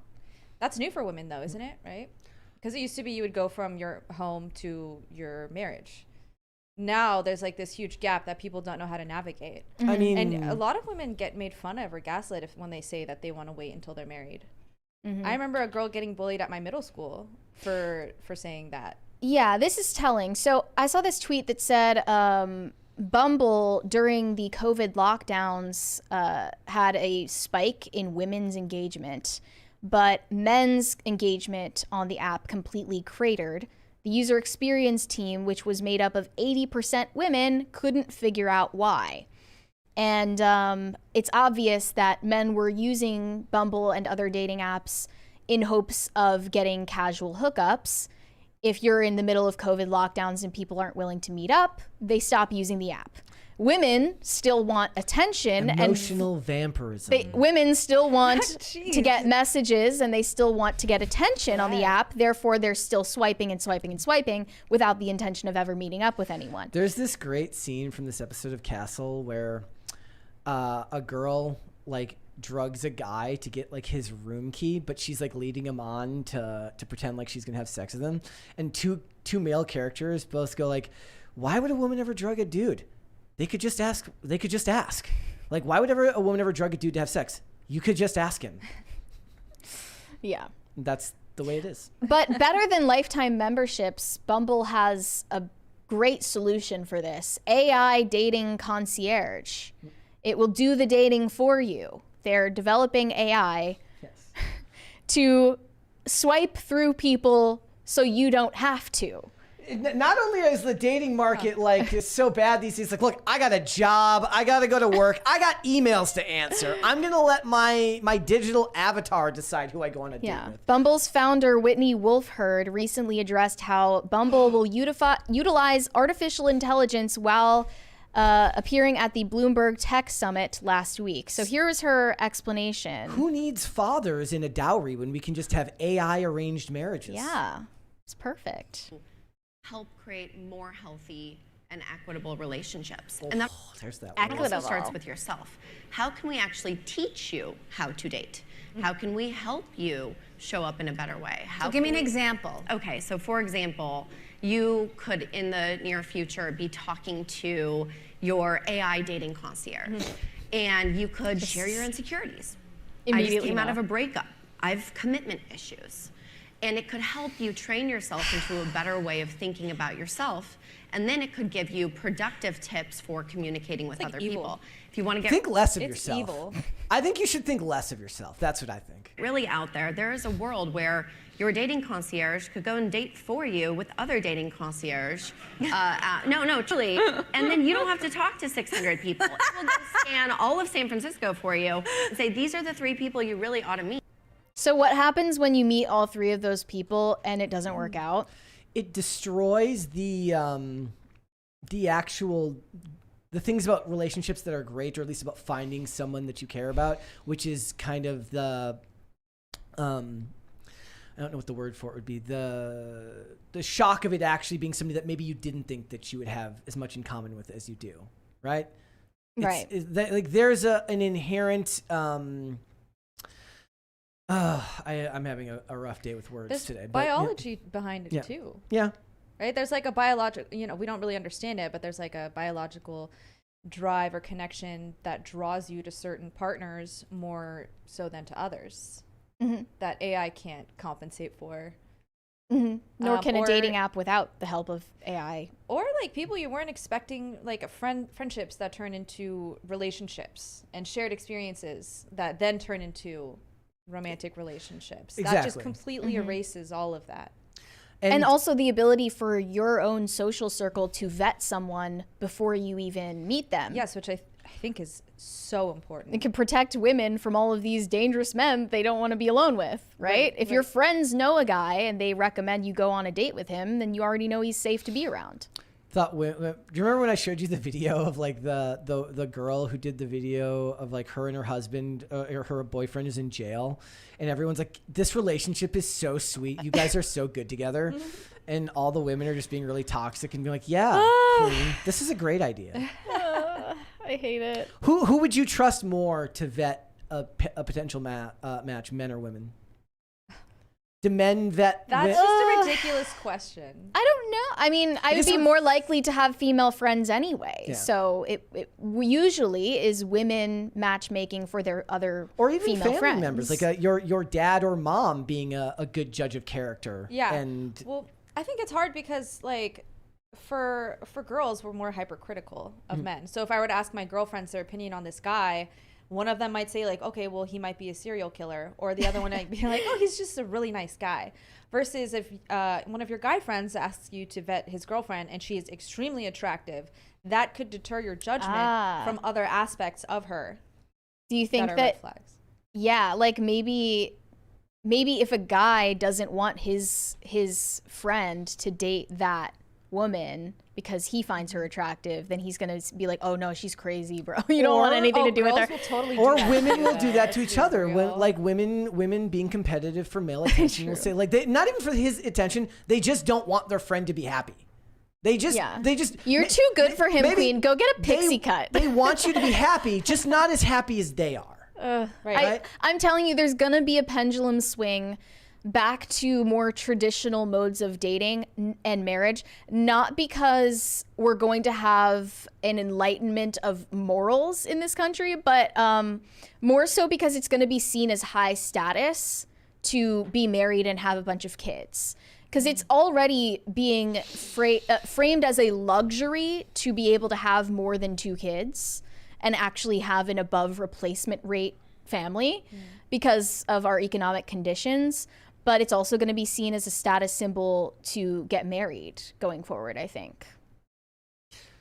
I agree. I think that's a good point, especially because a big reason why people aren't having kids is because of how expensive it is. Exactly. So right now, if you know someone that has like 8 kids, either they are very good with their finances or they're wealthy. Those are the first two things that come to mind. It used to be so much different because poor people generally in agrarian societies, they would have as many kids as possible because each additional member of your household is another person who is contributing to the economic output, which is one and the same with the home. That no longer exists. So poor people started being put under more economic pressure by having more kids. Right. So now it's kind of being walled off as a luxury to be able to have 3+ kids. Or maybe when the boomers die off, the next generation just won't kick you out at 18 and tell you that, and then shame you for living in their basement when they're in their 20s. Maybe you return to a time where families lived together and stayed in the home together even after they go out into the world and have jobs and careers, and then welcome the next generation to that household when they get married. And you just find the lower class of society finding a way to then raise their status in society by building wealth together at home. You could hope for that. I mean, I think maybe the people who were kicked out of the nest at 18 or kicked out of the nest too early would react in the opposite way and make sure their kids have a foundation to build off of. The cynical side of me says that we've become too narcissistic as a society on a whole. Not everybody, but there's a very prevalent nature of just selfishness to our culture now that makes it hard to believe that marriage will ever be seen as like a commodity again. But I could be wrong about that. Like, I would love that, or I would love for marriage to become, something that was aspired to by everyone again. Yeah. Certainly something that I think about more now as I've gotten older, for sure. Well, I think we've strayed from what's always worked since the beginning of time, and our solutions, we're going to get further and further from the way humans are quote unquote supposed to live or how they've naturally lived for thousands of years. I think eventually it's just going to get to the point where we've like bogged it down so many solutions, we end up right where we started because we realized that was the solution in the first place, was that we shouldn't have strayed from what has always worked since the beginning of time. Yeah. Yep. But my question is, do we have to wait for the ripple effect to go all the way around the world first? because this is mostly like a Western issue, right? In other countries, people are still having kids. They still live near their families. The family structure is vastly different. Do you mean poorer countries or just non-Western countries? Yeah, just like, because I mean the birth rates in non-Western countries like China, Japan, like they are plummeting. Yeah, and they're doing fine economically. It's a culture problem. And marriage in the past was something that needed to happen. Now you can live your whole life without getting married, and you can still, like, I was talking recently with someone about, like, if you haven't been in a long-term relationship, or you haven't for a long time, it's like, and you actually you're with someone and you're sharing bills and you're contributing to the home together. That is an unbelievable weight off your shoulders if you haven't done it for a long time, to experience a life where you're not just solely responsible for everything in your life again. But that's the crux of the matter, is finding a balance between how both contribute to that. Now, some that's financial, and others, the classic is that the guy goes to work and the woman takes care of the home. Now it seems to be more that both have to go to work and contribute to the home. But there is something important about that I think that unless you've actually been away from that for a while, and what I've noticed is a lot of people who they're just serially in relationships. They never get serial married. monogamous. Yeah, they're never called. single for too long, but they're in long-term relationships for a long period of time. It's like a survival mechanism. If they were to be single for a long period of time, they'd understand, like, the gift that is being able to contribute to a home together. It's a big problem when, especially for women now, there's no apparent need for a man in your life. You do not need to be married or in a relationship in order to survive. You can materially provide for yourself now. And everyone in the culture is telling you you're better off that way anyway. Your friend who tells you to get a pixie cut and break up with your boyfriend. That doesn't really address the intangible needs you have and your longing for a family. There's no explanation for it. It's just built into you. But Bumble and other dating apps are definitely not helping the situation. Courier66 says the word is codependent. I don't know if he's talking about that. Like, there's a difference between depending on each other to make a life together and not understand. Oh, and I guess he's talking about like the people who are constantly in relationships but never get married. That is a weird form of codependence. If you're in a long-term relationship for 5-6 years at a time, but you never, like, get married. Right? I always contribute that to being there's a perverse desire in America nowadays, at least from what I see in America, to believe that the grass could always be greener on the other side. And there's always something just a little bit better that keeps you from committing to that. Well, just take note of what someone like the founder of Bumble is doing, because she created this app after already being married, and she met her husband, I kid you not, on a skiing trip in Aspen. It's the most executive. And she's a gorgeous, skinny, blonde, tall woman. So, but then she's selling the product of hookup culture to younger women who don't get to have the privilege of being married like her. She looks like she knows the difference between a chateau and a chalet. Exactly. She does. It's straight up evil. All right, let's go to Superchats. Tacti Platty said Twister prequel to Joe and Bill making team. Is it Twister? I have no idea what that. Twisted? Oh, from you'd have to re-explain that one, bro. Squibs said should be noted that Doctor Who is a show for kids. I mean, is that true? I don't really consider it inherently a show for kids, though some of the earlier seasons, perhaps, I guess. I don't know. Especially this new season. Prince Elian said... If they're talking about sexuality and things like that, it's inherently not now. I don't remember very well, but I thought there were some jokes more geared toward adults in the 2000s, 2010s seasons. Maybe I'm wrong. Yeah. Prince Elian said the new Doctor Who seasons are funded by Disney. Yes. At least in part. Yes. They're being hosted on Disney+. Shane H. Wilder said, I think Mary just killed Brett with cringe. I died just a little bit. My obligation. I died just a little bit. That one you should get this to a fourth crisis party to alleviate the pain and suffering that it would help Brett get it would through help the day. me. It would make me feel better. Sovereign Citizen said every time women interject themselves into a fight, it puts their man at extreme risk. Trust me, I'm Sovereign Citizen. I mean, I love anytime you see the videos where it's like the girl who's like arguing with a dude in public and her boyfriend's in the background, like, please don't make me fight this guy. Like, I don't want to fight this guy. I don't know why, but it really irks me when I see like a video of a fight or something where a woman like tries to get in between. She's like, stop it. Like, if I saw people fighting, I would be like cheering it on. No, you'd be going for the neck. That's what you would no, be I mean, if I'm like a bystander, then I would be like, hey, like, I would take a side. Like, yeah, I don't get the impulse to be like, stop, don't do this. Well, what if your guy was getting beaten up? Like, you got into a fight. Am I supposed to involve myself? I mean, no. I wouldn't. No, I would not. Probably a smart move. Terrence Rice said, MMA, self-defense, and boxing are things. In reference to what? For women to let out their female rage. Ah, yeah, that's a lot more productive. Yeah. And you get in shape. Shane H. Wilder said it's only powerful until they break a nail. That would be me. There's like the video, like this lady, like after recording all these videos, has like a compilation of them, like, ow! I got a splinter. She's like, is that a tick? Ow, I'm out of here. Yeah, exactly.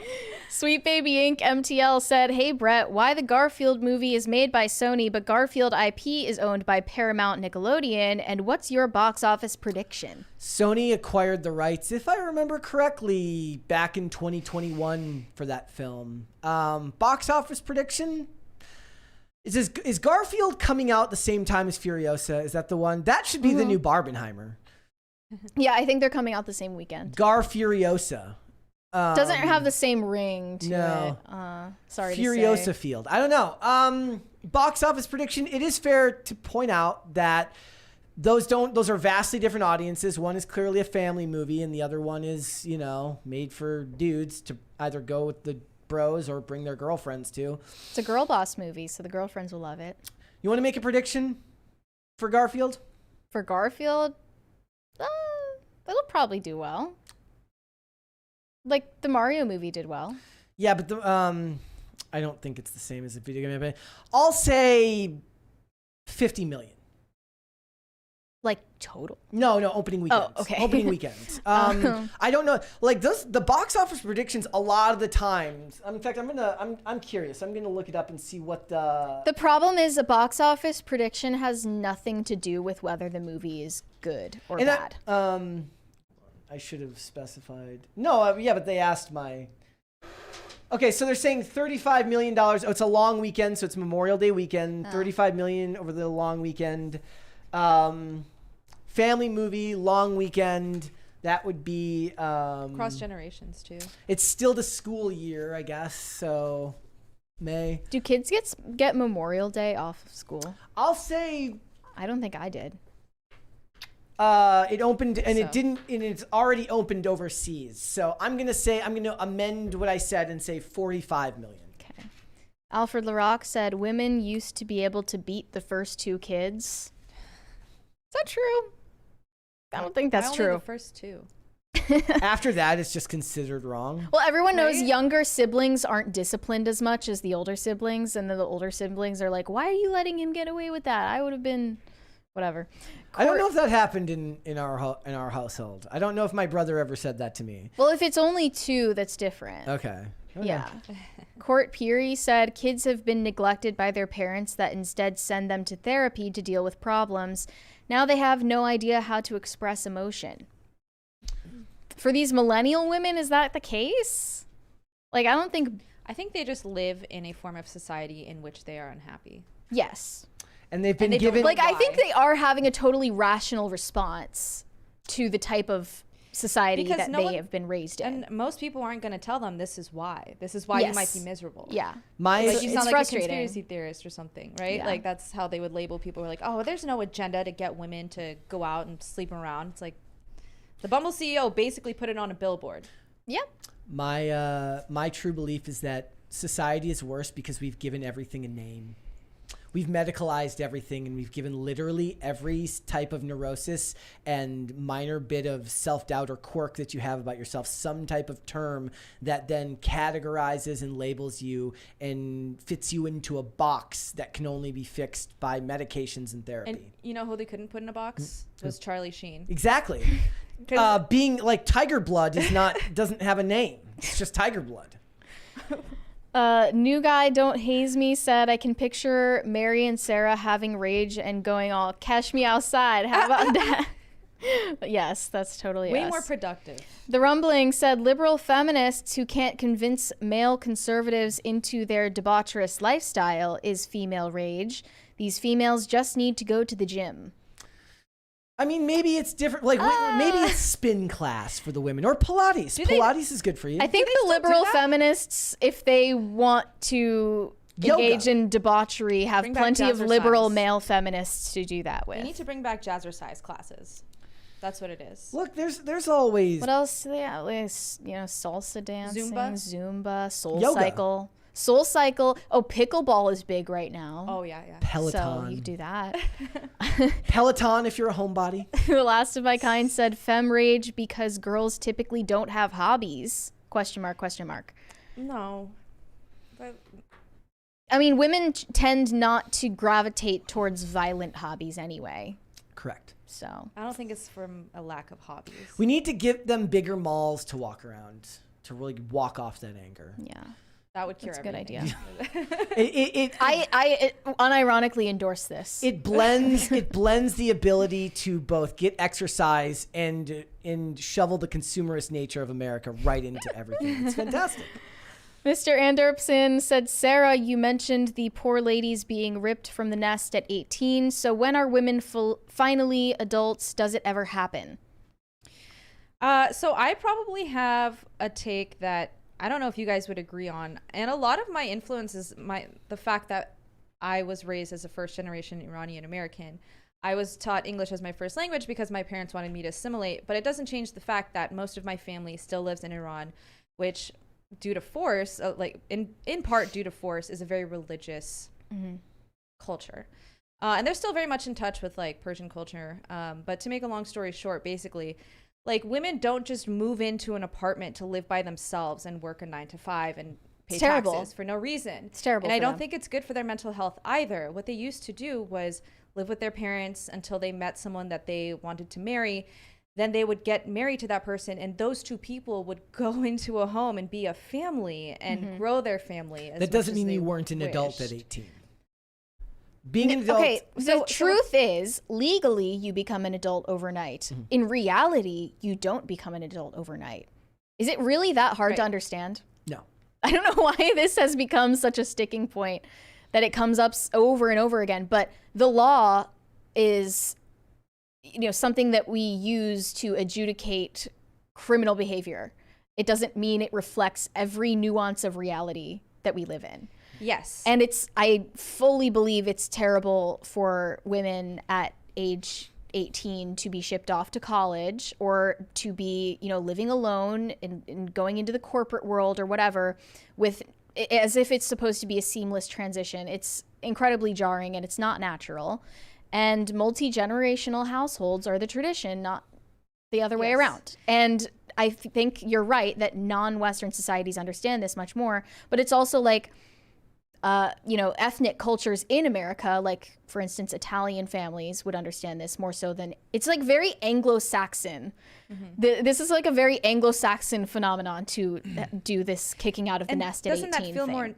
more natural? Doesn't that seem like just a more natural order than to just be like, okay, you're 18. And like when raise kids that you want to be around, not that you hate being around, and it won't feel like you're being burdened by their presence. This is a product of the environment now, though. Back when we were kicking kids out of the house at 18 in previous generations, you could own a home for a reasonable amount and you went to college for less and your cost of living was lower. True. The men could actually succeed more easily. And things are changing by necessity, not but necessarily by choice. Yeah.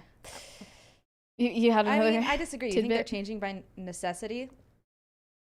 How do you think that they're changing by I'm saying that, like, if I was to believe that what we talked about earlier, that people would stay at home, despite being an adult, you would live at home for longer and help build a family in the home, it would be because society necessitates it, because literally no one can go out and afford to live on their own. Because as cost of living continues to skyrocket, as wages stay stagnant and things don't improve, it's the same reason why I point out whenever people get mad and they say that, look how bad the economy is. We need more economic freedom. And I say, yes, that is true. That is not how society will respond. You know why? Because history tells us that when things go wrong, even if the government's making those, is the one ruining it for you, they're going to continually turn to the government for help with these problems, which is why you're going to see future generations become more inclined towards communism and far less inclined towards freedom and capitalism, because they've made that a dirty word. In all of its corporatism now anyways. Corey Anderson said, in regards to Mr. P, is it worse to be the drinker or the woman that kisses him? And okay, I'm not going to finish that super chat. Good idea. I would say they're both pretty bad.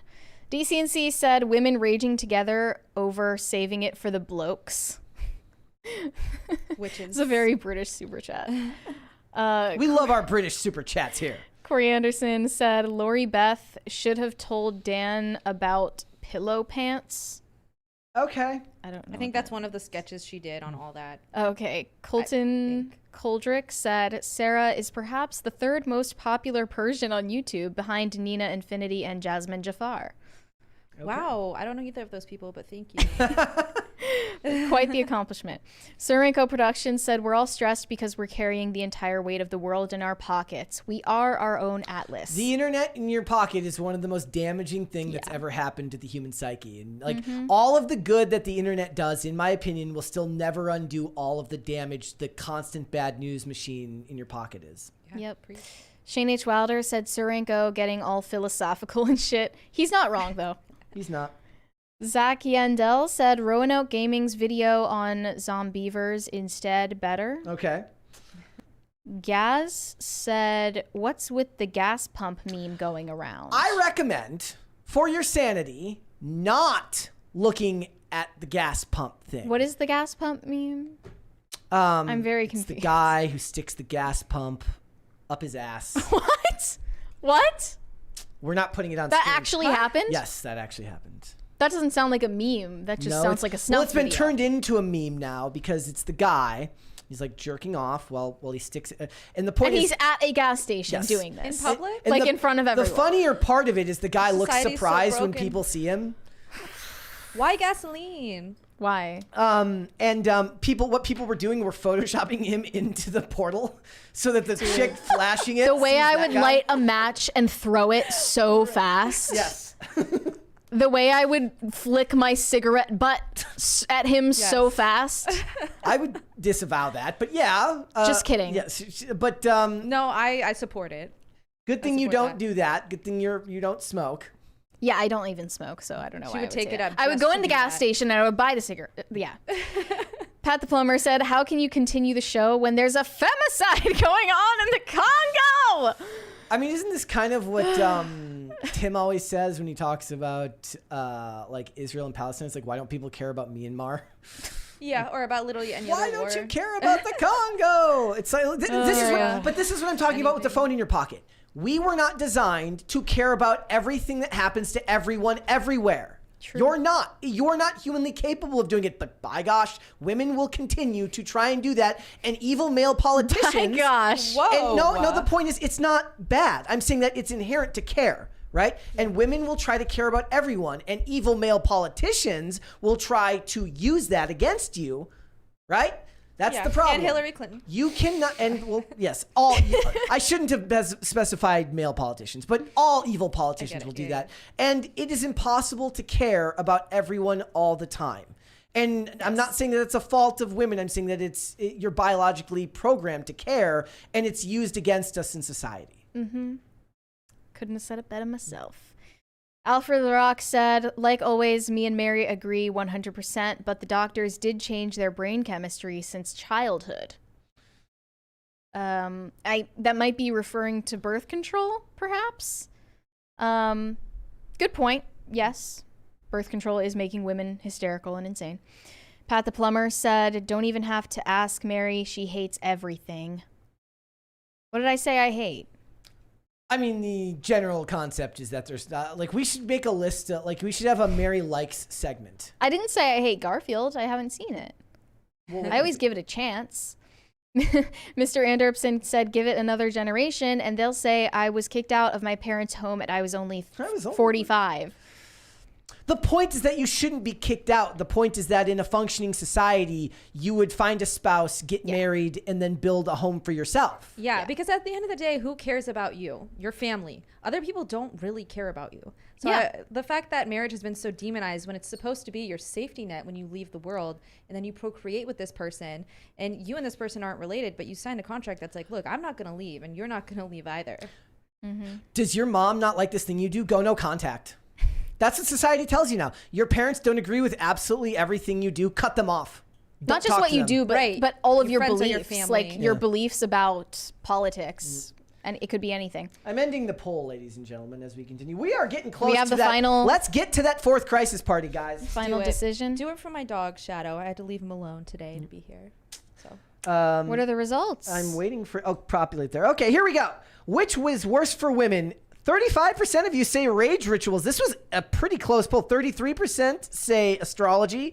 31% say therapy. I think therapy is the honest answer there. Personally. I agree. Astrology's been around. I think rage rituals is a fad that will disappear in like 0.7 seconds. Yeah, I agree. No, these have been going on. Like I remember like they back will never in college, be as popular as therapy. You know why? Because rage rituals can't sell you medication. Oh.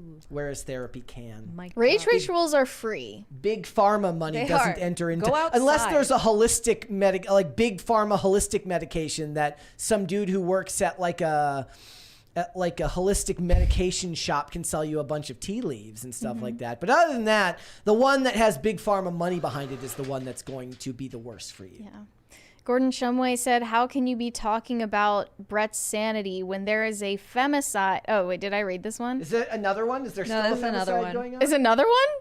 There's a femicide going on in the Congo. How are we going to make it She literally did the meme. It was, I'm not saying it's funny that there's a femicide going on in the Congo. I'm saying it's funny that she mentioned it in that specific way. Somebody in the chat said at least the therapy costs women money. Oh, but the thing is the rage rituals does cost women money, and for that one person. Then we get into the whole crappy healthcare system here in America and what you're paying for your health insurance. It's all connected, guys.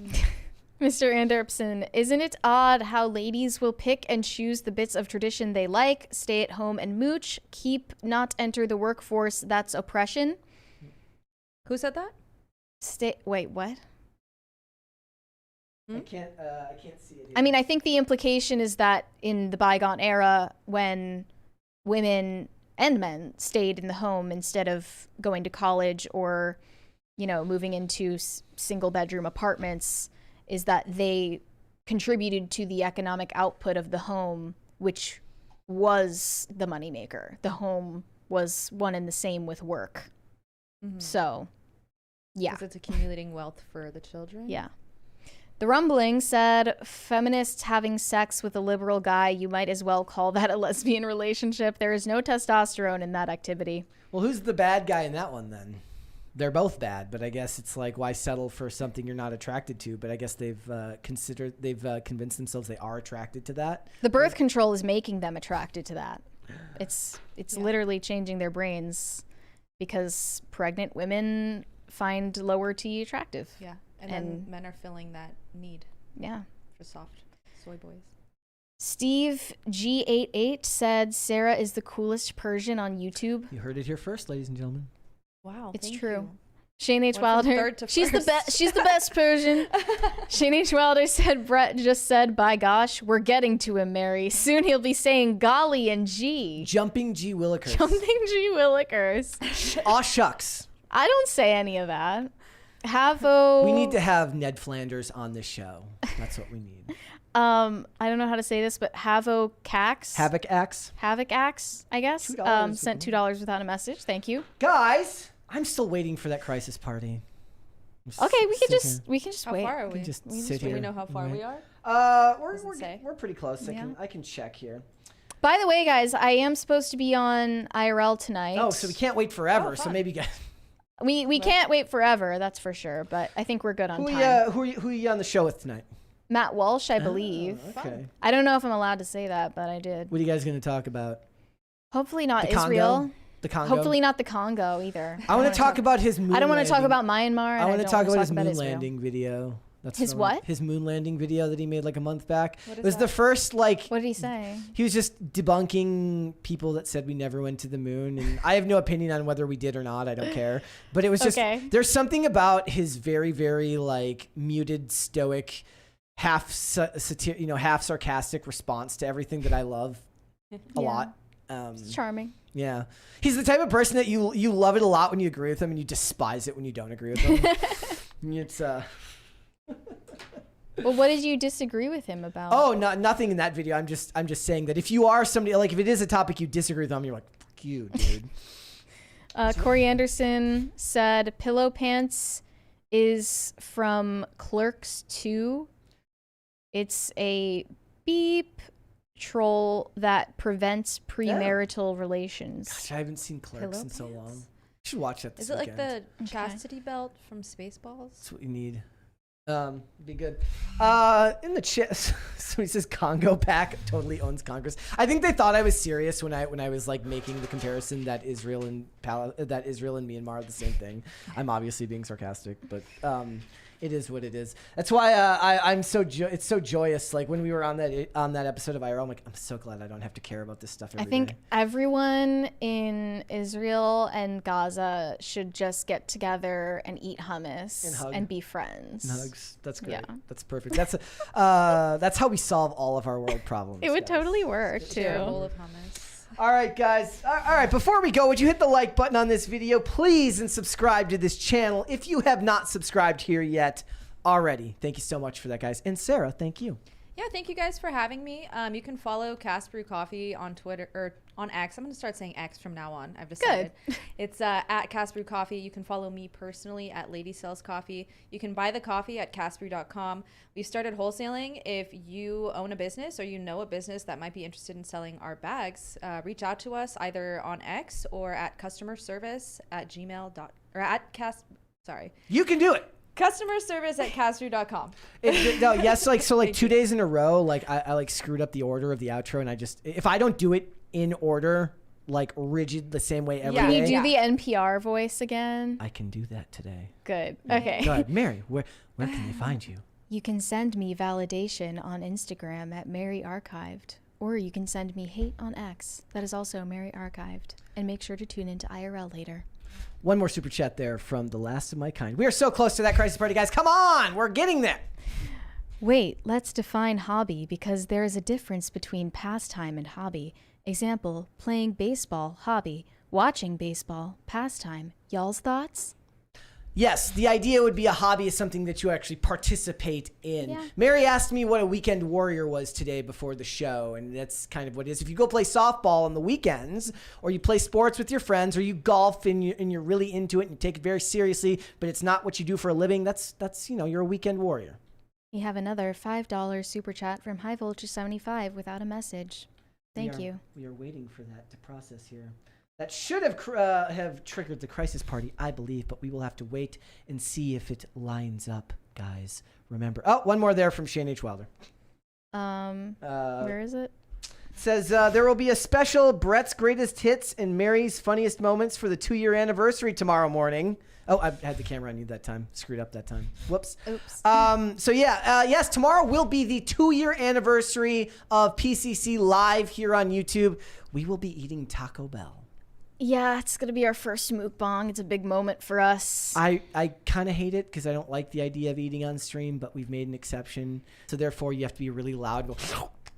Yeah, I guess if any of you have that specific phobia, I forget the name, turn the volume off, but still tune in. Yes, actually watch, but Yeah. So wait. Oh, there it goes. There's that. Did that? Let's wait for it here. Come on. Maybe we're like 2 cents off. Oh no, we got it. We did it, guys. All right. ladies and gentlemen, again, I would like to thank you all for joining us here on Pop Culture Crisis today. If you would like to tune in to further episodes, we are live Monday through Friday, 3 p.m. Eastern Standard Time. That is noon Pacific. If you would like to follow me specifically, I am on Twitter and on Instagram at Brett Dasovic on both of those platforms. We are on Amazon Music, Apple Podcasts, Pandora, and Spotify. If you would prefer to listen rather than watch this podcast, and if you would like to follow Pop Culture Crisis on social media, we are on Twix at popculture_show, Facebook and TikTok at Pop Culture Crisis, except we were banned on TikTok, and on Instagram at Pop Culture Crisis Pod. Would you please stay tuned for a special post-credit Pop Culture Crisis party? And with that, we will see you for another episode tomorrow. Goodbye. Goodbye.